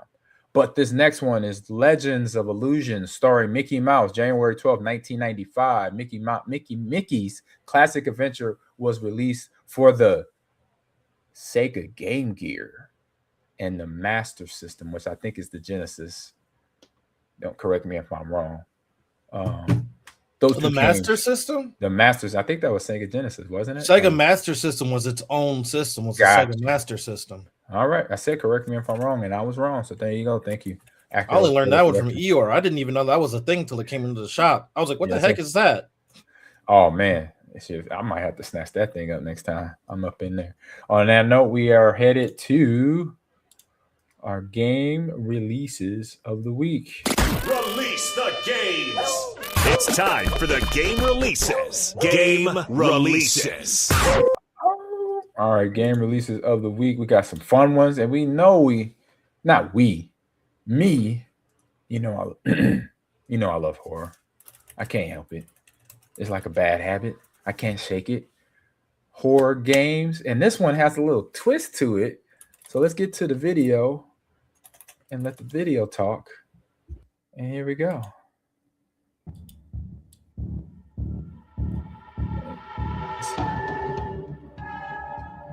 Creepiness already. I love it. No, man, I don't like the way that girl looking at me.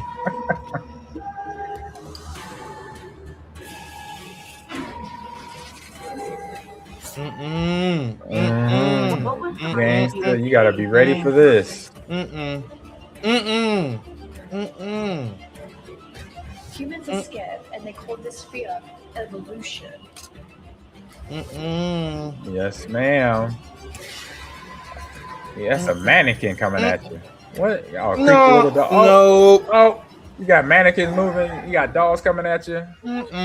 Oh my goodness. And that's broken. I'm gonna unfollow that video. So Broken Lore Unfollow comes out this Friday, January 16th, on all platforms. It is a first person.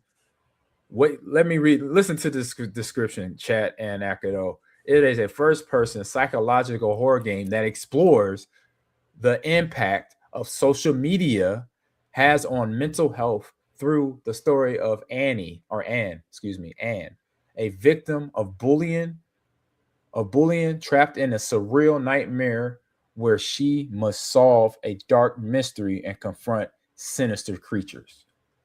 So it's hitting right on our timeline of living, right? You got social media, you got mental health, you got, scary things that make people not want to go to bed. That means you're losing sleep, and then you got sleep apnea. So I was like, oh yeah, this is hitting all of this. I would, if I was a teacher right now at a high school or a college, I'll say college, you could get away with it in college. I would make this an assignment for the kids in the classroom.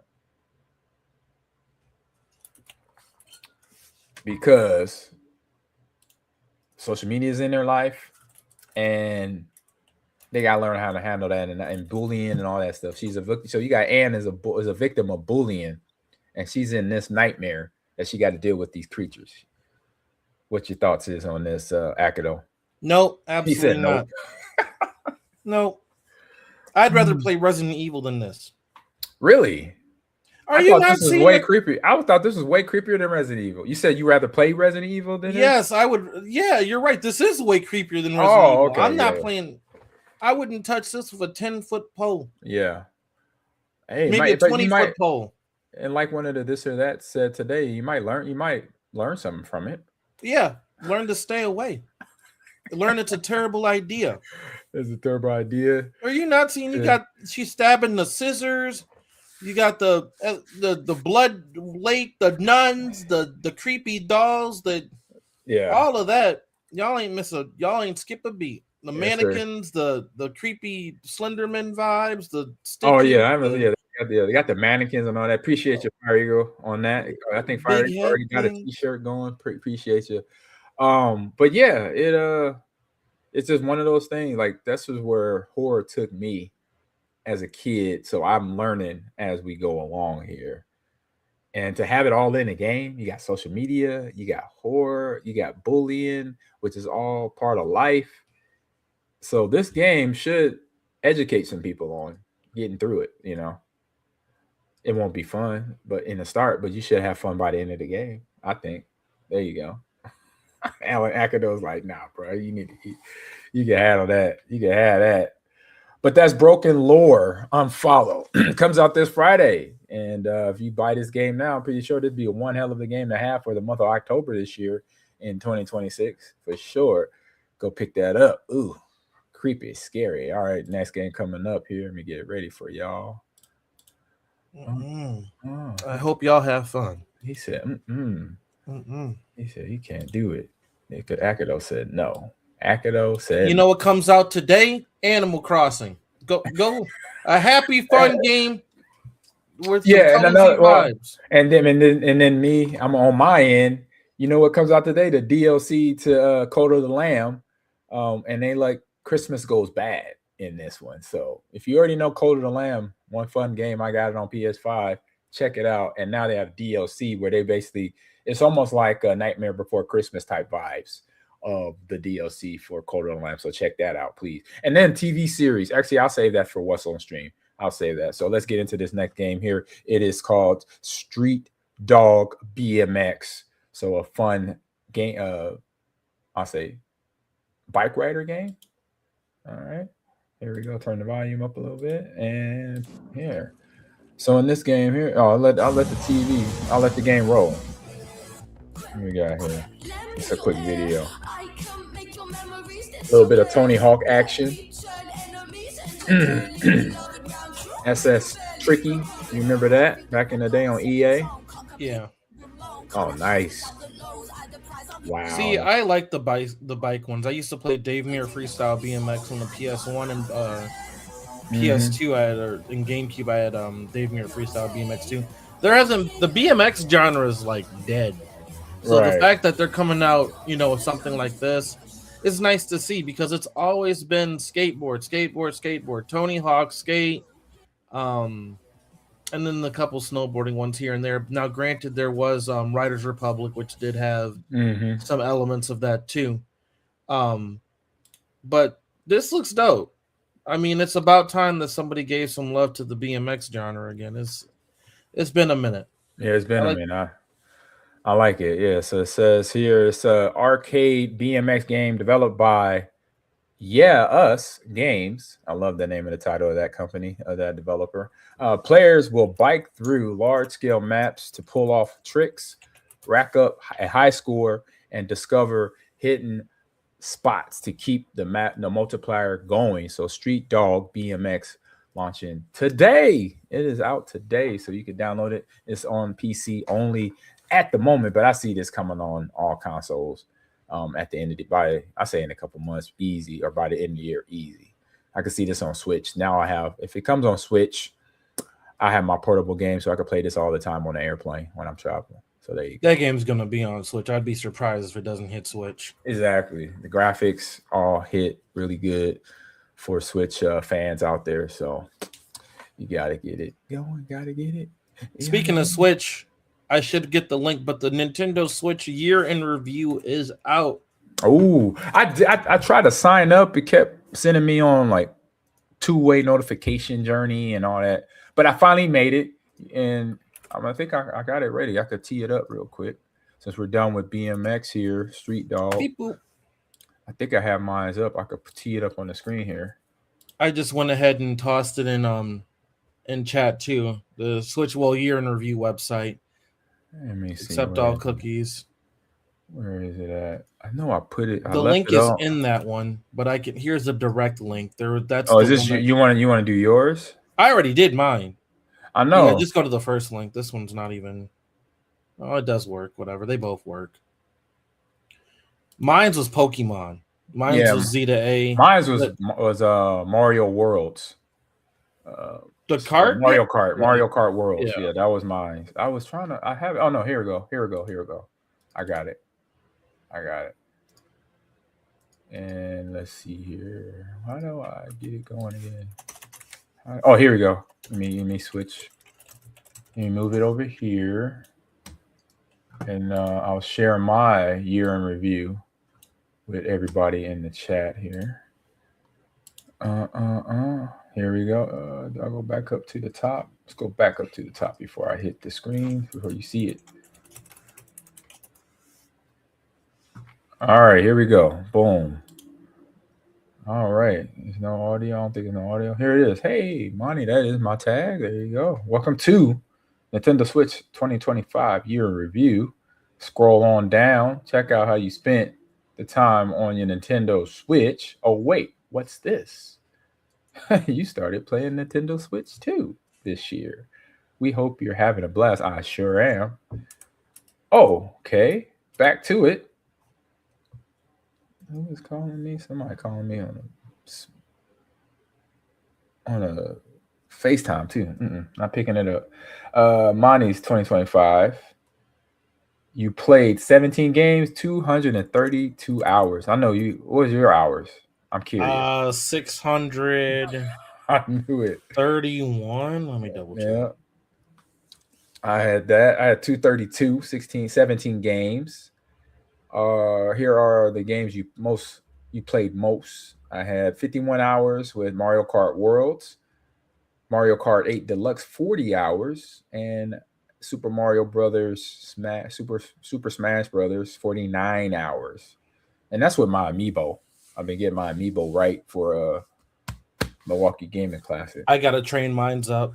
Smash was on mine too. I did Let's Go Pikachu 44, Pokemon Z to A was 510. Yep. And then Smash Bros only did 17. Nice. And then it says your game style. So 30% party, that's Mario Party, or it takes two. Action, I think it was Legend of Zelda, Tears of a Kingdom, racing, Mario Kart, fighting, Smash, role playing, Metroid, Zelda, and Adventure, Metroid, Zelda, Lara Croft, Tomb Raider. There you go. In chart form, here you go. July and June. That's when I was traveling the most. In the summer, I was on the road a lot. And then May, September, November, I was home a lot. No, I was traveling in November quite a bit. This past November. Yeah, and December too. There we go. Dude, my chart looks bad. It's like literally 16, 10, 2, 10, 12, 37, less than 1 hour in July. And then it was all Pokemon. Right. Chat, if you could get in there, share yours like my man Naughty just did. He said 18 games, 107 hours. Skyrim for 42 hours. Really? Nice. That's dope. I gotta play some Skyrim. Y'all gotta get me into this the turn-based like League, Dota, Skyrim type games. Because I'm a gamer, so I like to try everything out at least one time and to see like, oh man, I'll go back to that anytime. I know Bear Fan, he's in the chat. Bear Fan, he plays World of Warcraft. What's the one game? I think Once Dead or something like that. Dead or Alive or something. Once Dead. He plays it a lot. I always see him playing it in the Discord. All right, games. It's time to decide on which one was the number one. What is your favorite? Oh, what was your favorite? What did you pick, Akado? Z to A. Z to A was your favorite. Yeah. Fire Eagle. What about you? Cowboy Naughty. Anybody else in the chat? If you click the link, you can find out your rundown of your 2025 with your Nintendo Switch or Nintendo Switch 2. My favorite, I really don't have a favorite. I just like all of them, to be honest. But if I gotta pick one, I mean, it has to be. I mean, it's definitely Mario Kart. Yeah. Worlds. It's this one, but I like them all. I like them all. So share the fun. Show off your summary to friends and family. So I just did to the whole chat and people tuning in on LinkedIn, YouTube, X, Twitch, and on Instagram. Yep. So do that. Hey, keep tabs. I'm kind of even. You see how I'm a little even here, right? I'm up here 20s, in the 20s and the teens. Let me message you, man. It's bad. Like literally, it was all Pokemon. Otherwise, I didn't touch. Yeah, you destroyed Pokemon when that came out. You wrapped that thing up so fast. I was like, man, you done what? He's like, yep. I was like, oh man, you bought that life. I hear you. Look at that chart. It's bad. And where you at in Discord? No. Or where'd you put it at? I texted you. Oh, you texted me. It's bad. It's bad. It's bad. You're a gamer, bro. It's not bad. In November, hey, you had time in November. That was it. But a lot of that was AFK because I was shiny hunting. Remember when I came down? Oh, see, that wasn't even your fault. You were just. I had about 200 solid hours of playing. You hacked, but then the other three was found just a hack, and you went with it. But it's a known hack, and it's not found. It's a known hack. So remember, people, scan the QR code. You start the campaign with me and my mission to build out a facility and spread awareness about the digital divide, connectiveness in underprivileged neighborhoods like people living on the farm, people living in the big city. In this is hard. What's the word I'm trying to find? I'm trying to find the right word. I'm not. underprivileged neighborhoods, stuff like Them that. rural neighborhoods The and those urban ones where they neighborhoods as just well. can't, They don't have good coverage either on a farm. So click that QR code. That will get you to buy this T-shirt, or get me do some push-ups, or you pick the game of the stream that we play when we do stream here on Mind Green TV. Later on today, we're playing Halo Infinite. But if somebody chimes in and say we hit our goals, we hit our milestones, and they say, hey, we hit the milestone of $50, I get to pick the game of your stream today. So boom, there you go. Please do that. And we're doing this throughout the year. This goal starts now and doesn't end till next year. So I'm giving it some legs. I'm giving it some time to grow some legs here. All right. So on that note, let me go here and bring in, get ready for the next segment. What just happened? That was weird. I never did that. Ooh, I gotta send you that article. Ooh. What article? It's an article. Basically, the comparison of how Call of Duty Black Ops 2 looked compared to Black Ops 7. Ooh, somebody went hard on it, huh? It's an article. That's what I said. Somebody went in on it. Well, I've been saying it. They ain't need to put them on blast like that. Yeah, they people are. Sometimes they are not nice when it comes to things you gotta buy. There was also another one about Xbox just posted one, I think it was today, about Nintendo and Sony working together with Microsoft to collaborate on improving player safety across all platforms. They actually have like the Switch logo and PlayStation all in one banner, straight from their website too.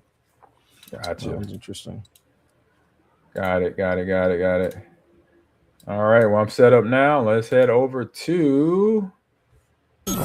Row, row, row your boat gently up the... sorry.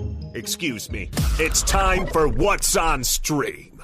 So we're at our second to last segment of the show in this What's on Stream here, and we now are talking about Fallout Season 1, Episode 1. So I've been banned a couple times on YouTube recently, so I don't want to get coldly banned. So I'm gonna just not play the video, but talk about it, because if you this is Season 1, and if you are a gamer and you played Fallout, you watched Season 1. Now Season 2 is up and running now, so I may not, like I said, I won't go down the road, but me and Akido will talk about it. So I will start with the fact that this is Episode 1, Season 1, the end.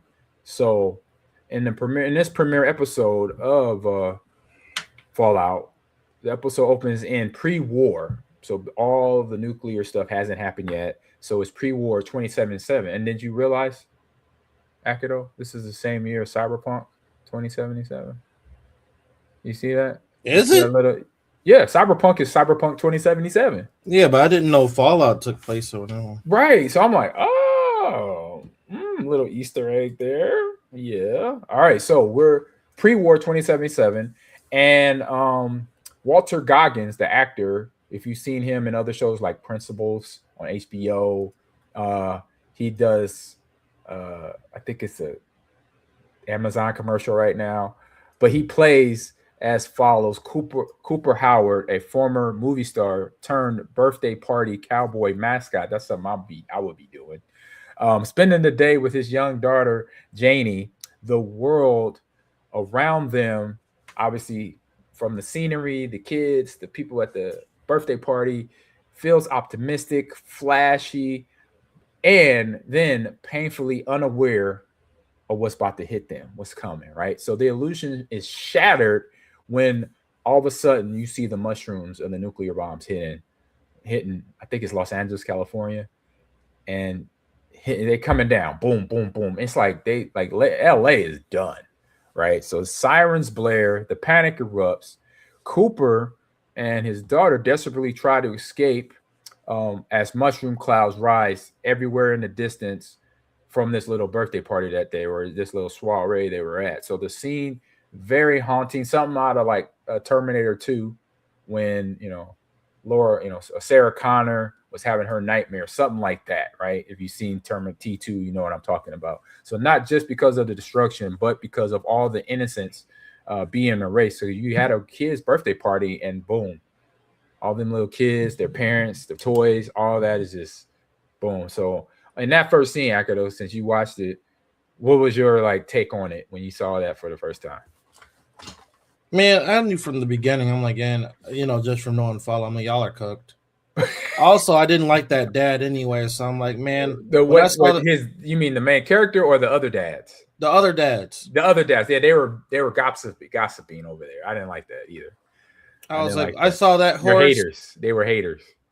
I saw that horse, and I saw when the little girl did that. I'm like, they're gonna ride that horse. Yep, they getting out of there because they kept turning off the TV.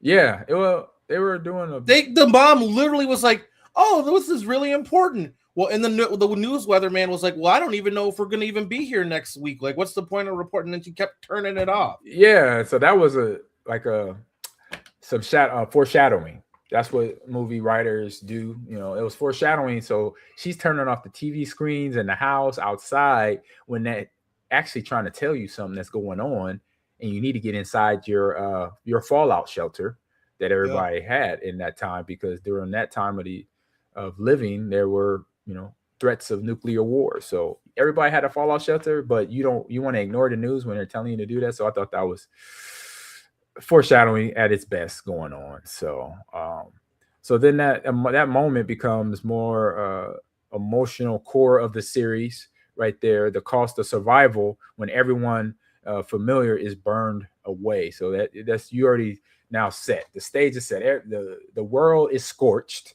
right? And now you like video game time. I've only played one of them. I've only played Fallout 76, so I don't have a whole bunch of knowledge. I just want to be up and forward and straight with you guys on that. But I know movies. I know TV, right? So fast forward. Now we're into 219 years later, and we fall into Vault 33. So then the story jumps to, so do the math, it's now 2296. So deep underground in Vault 33, where life appears to be kind of, clean, orderly, safe.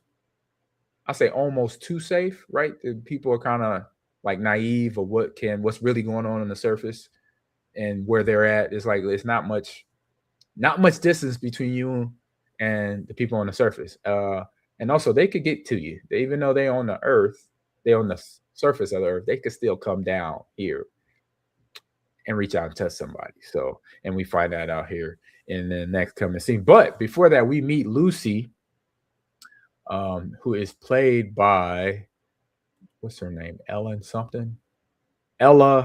Parnell. And we meet her. She plays Lucy, an optimistic and capable young woman raised entirely inside the vault.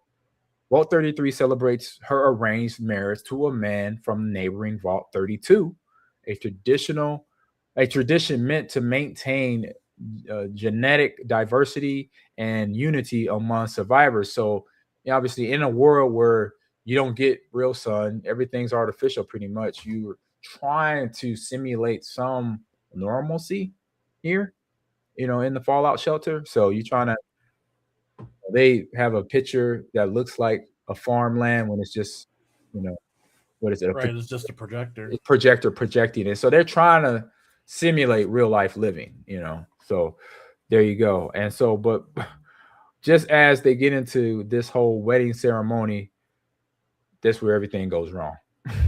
So this is where it goes AWOL. And this was, Lucy's husband is revealed he's a raider. So, i.e., we're playing Ark Raiders. So they call the Raiders on top. You got something to go ahead. How did he even get in there? I mean, like I'm trying to figure out how they even got in. It's not hard. Like the security system is not the best. Vault, the security system's pretty tight. Right. But once you get one person in, you got somebody on the inside that is not about this perfect life living. Like, we got people on top of the earth, we need to help them type mentality, or we're going to take y'all out because y'all not helping us. I think that's where they fall into thinking that their world is perfect. Well, I think they thought that the surface wasn't even inhabitable, because they were saying by the time Lucy's kids we could start recolonization. Correct. They weren't aware that people, but I mean, at the same time, they were aware that people were up there. They knew, but they didn't know, and they didn't want to like respect it, right? They didn't respect it.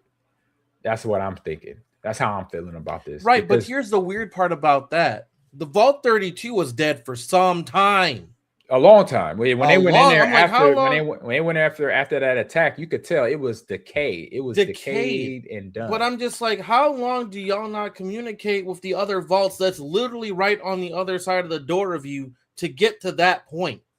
Like, y'all have this entire underground facility, and y'all didn't think once to ring up y'all neighbors like, y'all good? Yeah, y'all good. We just checking in with you. You know, we and just that's checking in. And you know what, man? That is where, you know, you talk about that last video game we saw where it talks about social media and mental health. Like, social media, does it connect us? Yes. But does it really connect us? It doesn't. They had to have known, though, because he knew the last leader died. Right. But they didn't realize that last leader was somebody, I can't remember, either that had a dark side or they died wasn't because even the person. Correct. That's what I'm saying. It wasn't that girl, that woman, the one woman. And I already know who she is. Right. Like, you know, you play more than me, Fallout. Oh no, I know this. I'm not even just based off the game, just based off of what we watched in the first episode. Right. She's one of those, you could tell that she was a baddie. Like, okay, you know. Kinda. Do you know who she is? I haven't figured that out. I don't think I found that out. So educate me. You can educate me on it. I think it's dude's daughter. The leader down there? Cowboy. No, it's 219 years. Bro still alive? Yeah, but he got radioactive. And that hasn't been 219 years since that, has it? Oh, yes, I suppose, yeah. It is. But he's radioactive and he got. Bro, I don't know how I'm getting vibes that's his daughter. I don't know. It might be. You might be right. But her hair is not curly no more, though. Her hair is kind of curly. Ain't a lot of chocolate people walking around.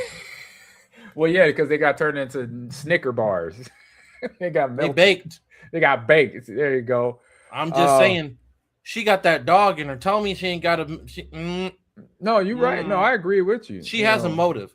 See, 100%. There's motive all over the place there. So as they get attacked, we go. So in the chaos, Lucy's father is kidnapped, forcing her to make the most dangerous decision of her life. So leave the vault to go find her dad, venture into the wasteland to try to save him.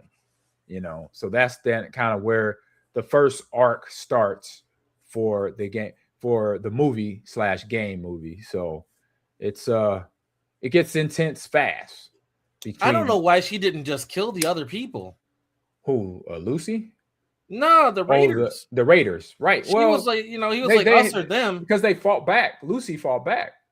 Lucy. No, I know, but before they set off the bomb, when they were all on their knees and whatever else. True, but I think why didn't they? But so that's just writers writing to extend something that obviously should have happened. Now I'm gonna get into my movie watching mode. And in a movie, there's things that are obvious. Like you just said, why they just didn't finish them right now? There's no more movie if they finish them right now. You feel me? She gonna leave the vault anyway. But you feel me though. You hear what I'm saying? I hear. As a writer, your movie's over. You're like, oh man, I have nothing else to write about. I killed everybody. So that's literally Walking Dead.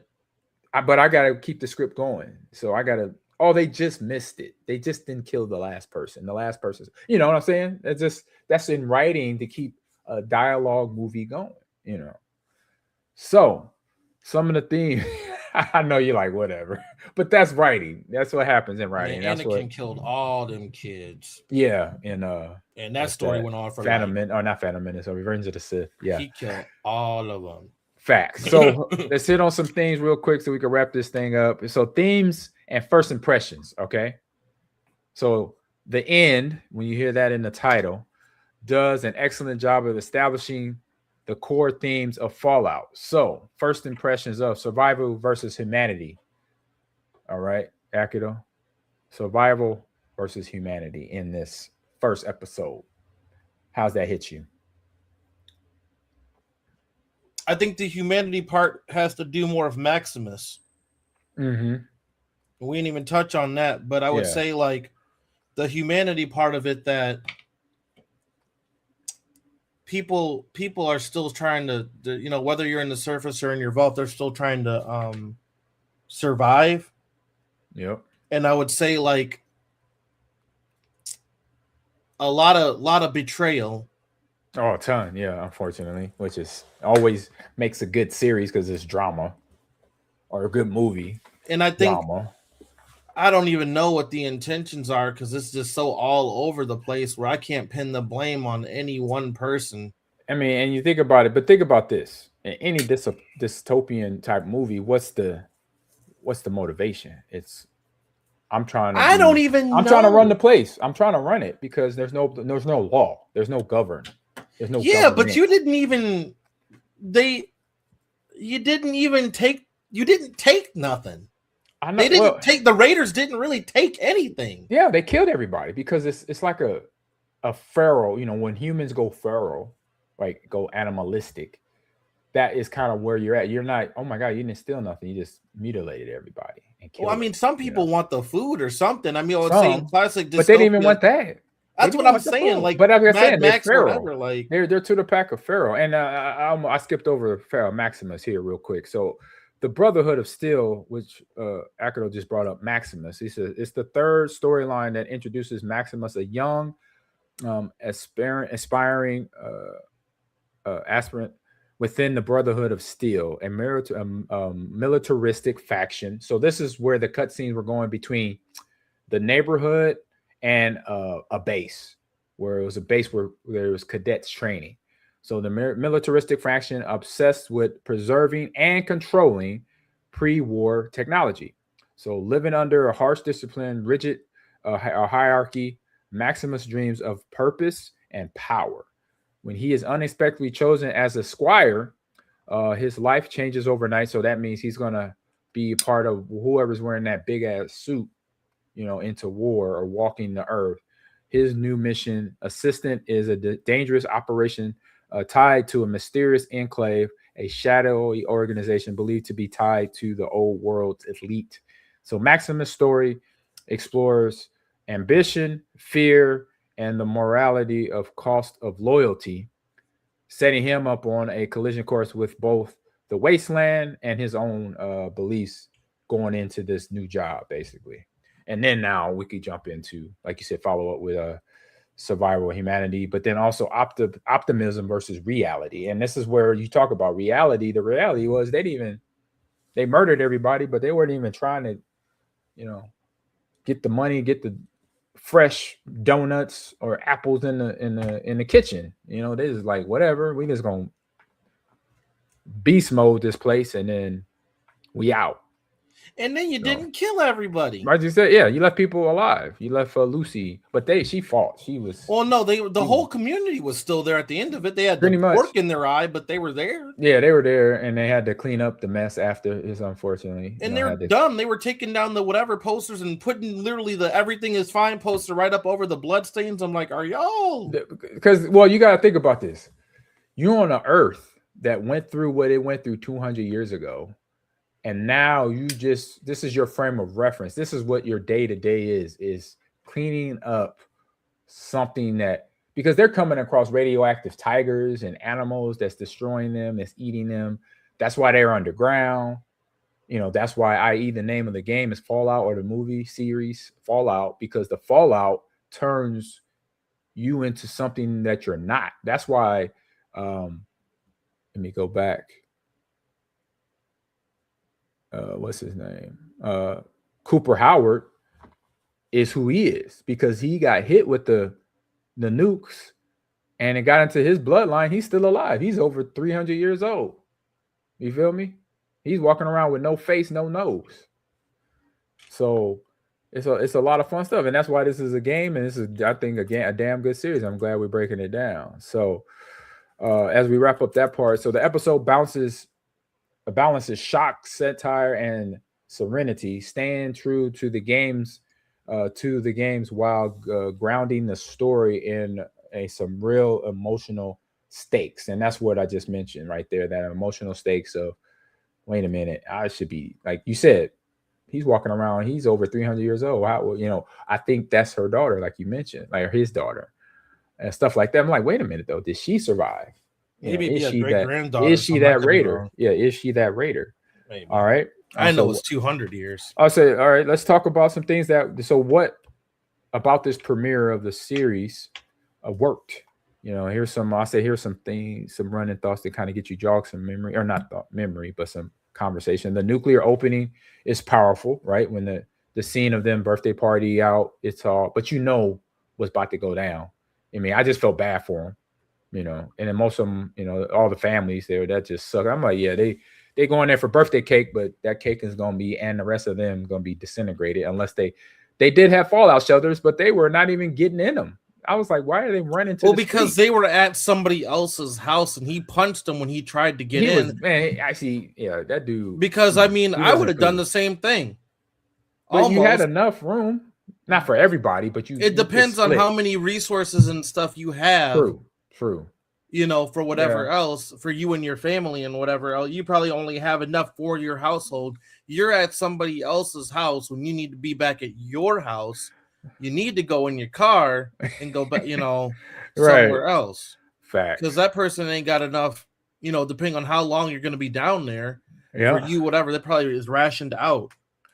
Yeah, and then you look at Lucy's character. Lucy is instantly relatable and compelling. Like, she goes from having to get married and then find out that her husband was part of this hostile takeover. Bro should have been dead a while ago.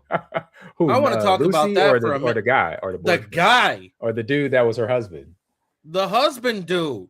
Yeah, he got lucky. No, he didn't get lucky. He should have the when he did the thing with the glass thing. Yeah, and his throat was gone. I don't know how he survived. I still don't. And then had the nerve could try to choke. Choke in Lucy a barrel out. of pickles. Yeah. You're right. It's just Bro crazy. should have been dead. Well, he maybe got that. He got that real strength, that the end of the world strength, because you just pick up other things that you don't know that you have at that time. What's up, Horsebow? How you doing? It's going good, buddy.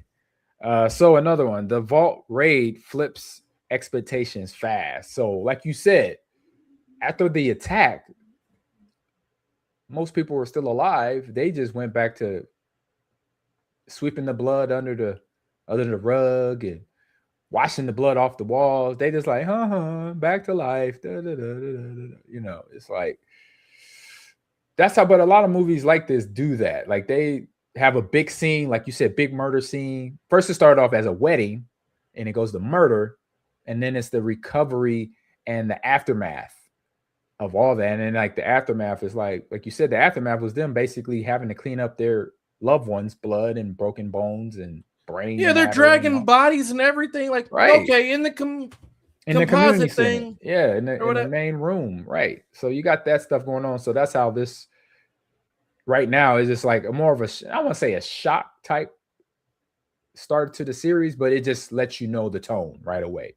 Like we often people, and this letting you know that's how this show does, because that's what happens in the game. You playing in the game, that's what will happen to you, right? You would get beat up, shot, whatever, blown up. I don't play Fallout. I only played it once. I played a little bit of 76, but I just know how a game where you have nuclear warfare, you have Fallout from that. I already know how it goes. I need to play Fallout because it's just like Sky. People say it's Skyrim with guns. So yeah, see, and when you tie all that together to T2, I'm a kid of T2, Terminator 2. I know what's going on. You're trying to survive, and don't let the other person take you out, basically. And then you talk about Maximus. His arc adds political and ideological tension because he's in the army, basically, that is now part of Earth. And now he is looking at it from his point of view. Like, yeah, he wants to get promoted, but he's like, why am I really doing this? Because they screwing me over. But they treat me like crap. But he's like, this is what I got to do to survive, I guess. He reminds me of Finn. Finn Oh, Finn from Star Wars. Yeah. He got Finn mentality. True. Because he was just trying to get off. He was trying to be a stormtrooper, a rent-a-cop stormtrooper. That's what Finn was, the character. Because I think he got, the Boyega did a great job at selling that. They did a good job at selling that. So that's why he's a great actor. So there you go. But I mean, bro was trying to be a squire and whatever else, but you're not super strong. You're getting bullied. Do you think he did it? Did what? Sabotage his friend. I'm still on the fence about that. I don't think he did, but they're making it like, for me, I think so much into like how writers try to trick you looking one way and then something else happens over, so I'm thinking that way. So I'm thinking they trying to make it look like he did it, but he actually didn't, or vice versa. Maybe he did do it. He didn't even answer them questions the right way, and he was so mad with that latrine with the toilet thing. I'm like, yeah, and I think he was frustrated. He was like not in the right train of thought. Well, that's what I'm saying. Do you think he did it when he wasn't in the right train of thought, or I was wondering if she did it to herself or something? I don't think she would have done all that. I think we're going to find out in episode 2 or 3 or by the end of the series. If he did, he's a super weenie. But I don't think he did. Weenie. He said super weenie. He's a weenie, man. He's a weenie, man. I hope he gets some plot because, I already know what's going to happen because I already saw the Call of Duty skin. Yeah. Somehow this dude gonna wind up in the suit. Yeah, he already got from being a weenie. He's the bag boy. He's the weenie bag boy. He's a crybaby. In other words. Yeah, he's like Finn. It's like, put the lightsaber down, Finn. You're in a coma the whole second movie, Finn. Right. Stop. Horsebow said the only Fallout I got into was Fallout New Vegas, and they're gonna be hitting that in season 3, I think. That's what everyone was excited about. They're gonna be hitting New Vegas soon. And then the final premiere, why premiere works is the world feels dangerous, weird, and alive. Definitely, I agree with that. It's we've seen this from T2 to The Matrix to Mad Max Beyond Thunderdome, right? We already know what it looks like. You got sandy, you got dirt. You got the tumbleweeds. You got a kitchen with no food. You got a bathroom with no toilet. It's nothing there because it got blown away. With all the I counted at least just in the Los Angeles area, if that was Los Angeles, at least 7 nukes dropped in Los Angeles. I'm like, oh my goodness, is that the game plan? Is that Russia's game plan? I don't know what y'all doing that y'all if we hypothetically ever have a nuclear war, is that they dropping? I'm in Houston now. I can't imagine how many bombs they're gonna drop on Houston. Houston is huge.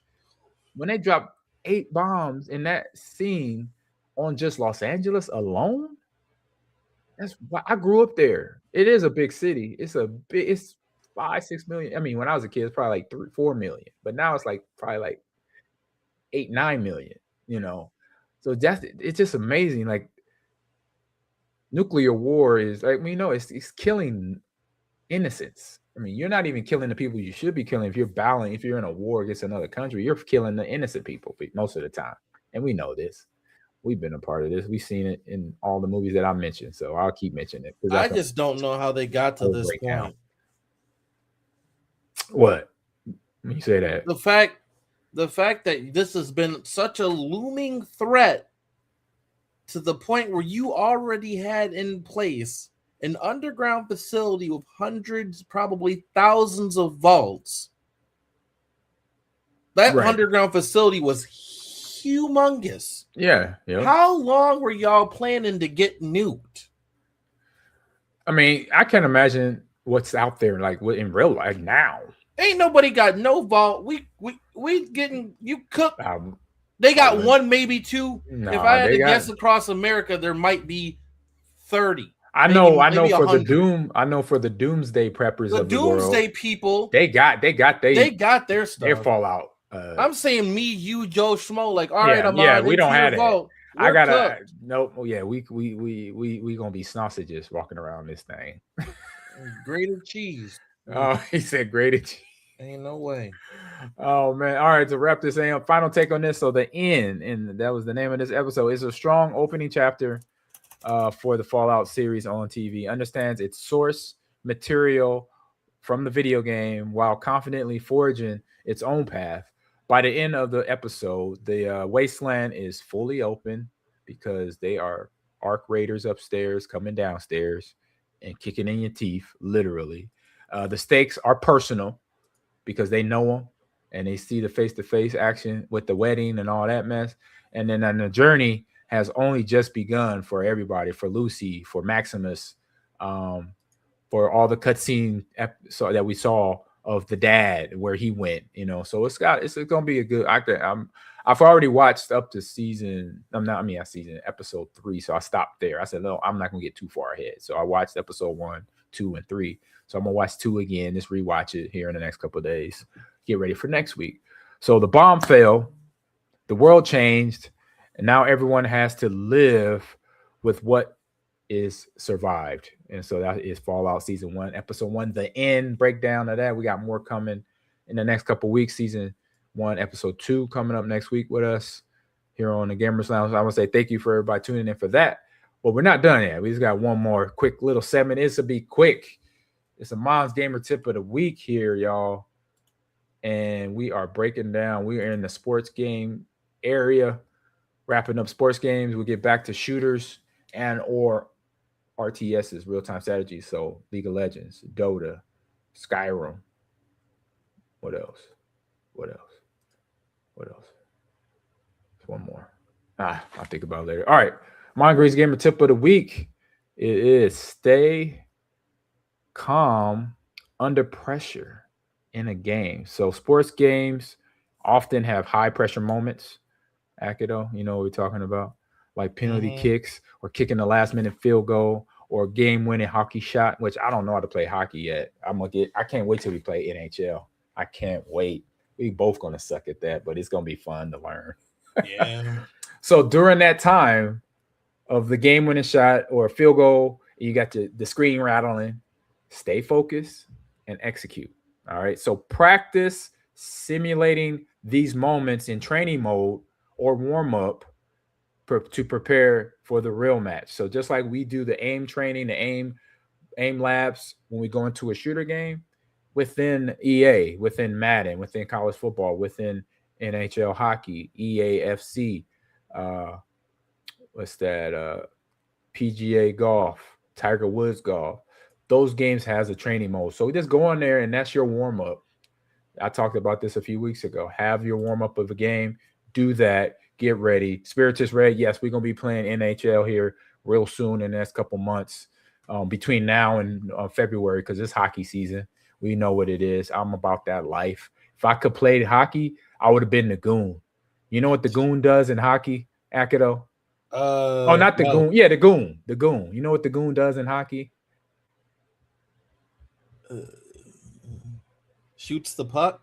No, he hits everybody that tries to shoot the puck. That's all his whole mission is to hit the other shooter. He's the enforcer, like Spiritus Red said. He lays the law down, basically. That's what I would have did if I was on ice with some ice skates and a stick. I was like, I don't know why I even got a stick. I'm just gonna go bash people into the wall.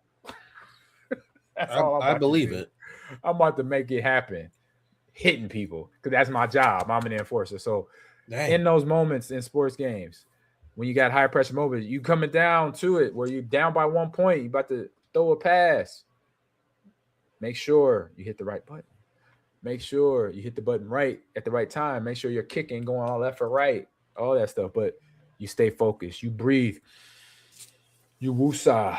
I breathed too much in that mic. I was watching the stream yesterday during that moment when I was the only one left alone. I was like, I'm breathing too much. And you get to that swan kick, and Johnny sweep the leg on him. You like that? I do that back in there. Yes, indeed. Spirit, this is not many enforcers anymore because the game has changed so much. Oh, really? In hockey? Come on, man. That was the best part of while watching hockey. You knew the goon right away because he was running around. He wasn't even looking at the pass or the puck. He's looking at the dude in front of him. He's about to take him out. And they took that out the game, man. That's kind of like the NFL. They make it better for they make it safer for the athlete, I guess. I'll say that. So about speed and scoring now. Oh, okay. Oh, that's like basketball. It's fast break basketball. Everybody shoots the 3-pointer. Nobody plays defense. So we'll be playing 2K2 on here eventually as well. But that is my gamer tip of the week. And I want to thank everybody for tuning in today. Today's episode, we had a fantastic show. Myself and Echo breaking down a little bit of Fallout, the game releases of the week. This or that was fun. This episode is going to be on demand, or not on demand, VODed up on YouTube, my YouTube, Ahman Green's Gamers Lounge. You can go on there, subscribe. Please subscribe over there on YouTube. Also, NITV Esports. And right now we're streaming on LinkedIn. So everybody on all the business people on LinkedIn, all zooted and suited. What's up? How you doing? People, all the kids on YouTube, on Twitch, all the teenagers and the content creators. What's up? What's happening? On X, all of the other business people and sports fanatics that think they know everything about football, baseball, basketball, and people on X. Also, there is no scripted in the NFL. There is no script. All right, get that off your brain. Get that off your brain. If you want to have a conversation, come to my stream and we could talk about that. And on Instagram, we on Insta. What's up, Insta? How you doing? All right. So we about to roll out of here, but we're going to be coming back here on Gamers Lounge playing some Halo Infinite, my favorite shooter game of all time. But I play everything else, though. But we're going to play some Infinite tonight. Later today, probably around, I say 5:36, somewhere in that range. So we got to get, because I got to get food. I got to get water. I got to stretch my back. You know, I'm seasoned. So I need to, I've been sitting in this chair for almost 2 hours. So I got to go get a bacchiotomy. That means stretch my back out. This guy. So and then let my man Akido go so he could get some food and see what Steph and Artie are up to as well. But we'll be back here, like I said, in about I'll say 6. Let's say 6 o'clock. That's it. That would be good. Come back on here at 6, play some Halo Infinite. So appreciate everybody in the chat. Terry saying, Spirit is Red, Fire Eagle, Bear Fan, Akido, Cowboy Naughty. Oh, the Straw. What's the Straw? What? Glizzle? Okay. Glizzy, I think. Glizzy. I'm sorry, Glizzy. The Straw Hat Grizzly. I'm sorry, the Straw Hat Grizzly. There it is. Who else was in here? I like to shout out everybody if I can, but if I miss your name, I apologize for that. Nikki 6 came in early off the tee. Go big, go Hawks, go Eagles. I say go Eagles. Sorry, go Eagles. Go Big Red. He's a Bear fan too. That's okay. I'm good. I can handle that. And Salty Dog UK from the UK called us on across the pond for a spot of teacup. Now there you go. My little British accent right there. It's kind of weak. It's kind of weak, but hey, I'm gonna shoot it. So enjoy the rest of your evening wherever you are. Get some dinner. Have some fun with your family. It's Wednesday night, so it's hump day. Have some fun. See you tomorrow on the stream. Actually, see you later tonight in a few hours. So about to jump off here. So let me get to turn on the music. Here's our dance pop music.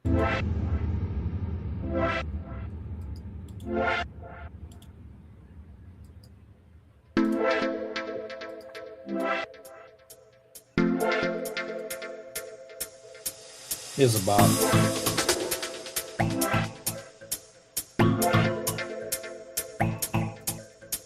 Let me throw social stuff.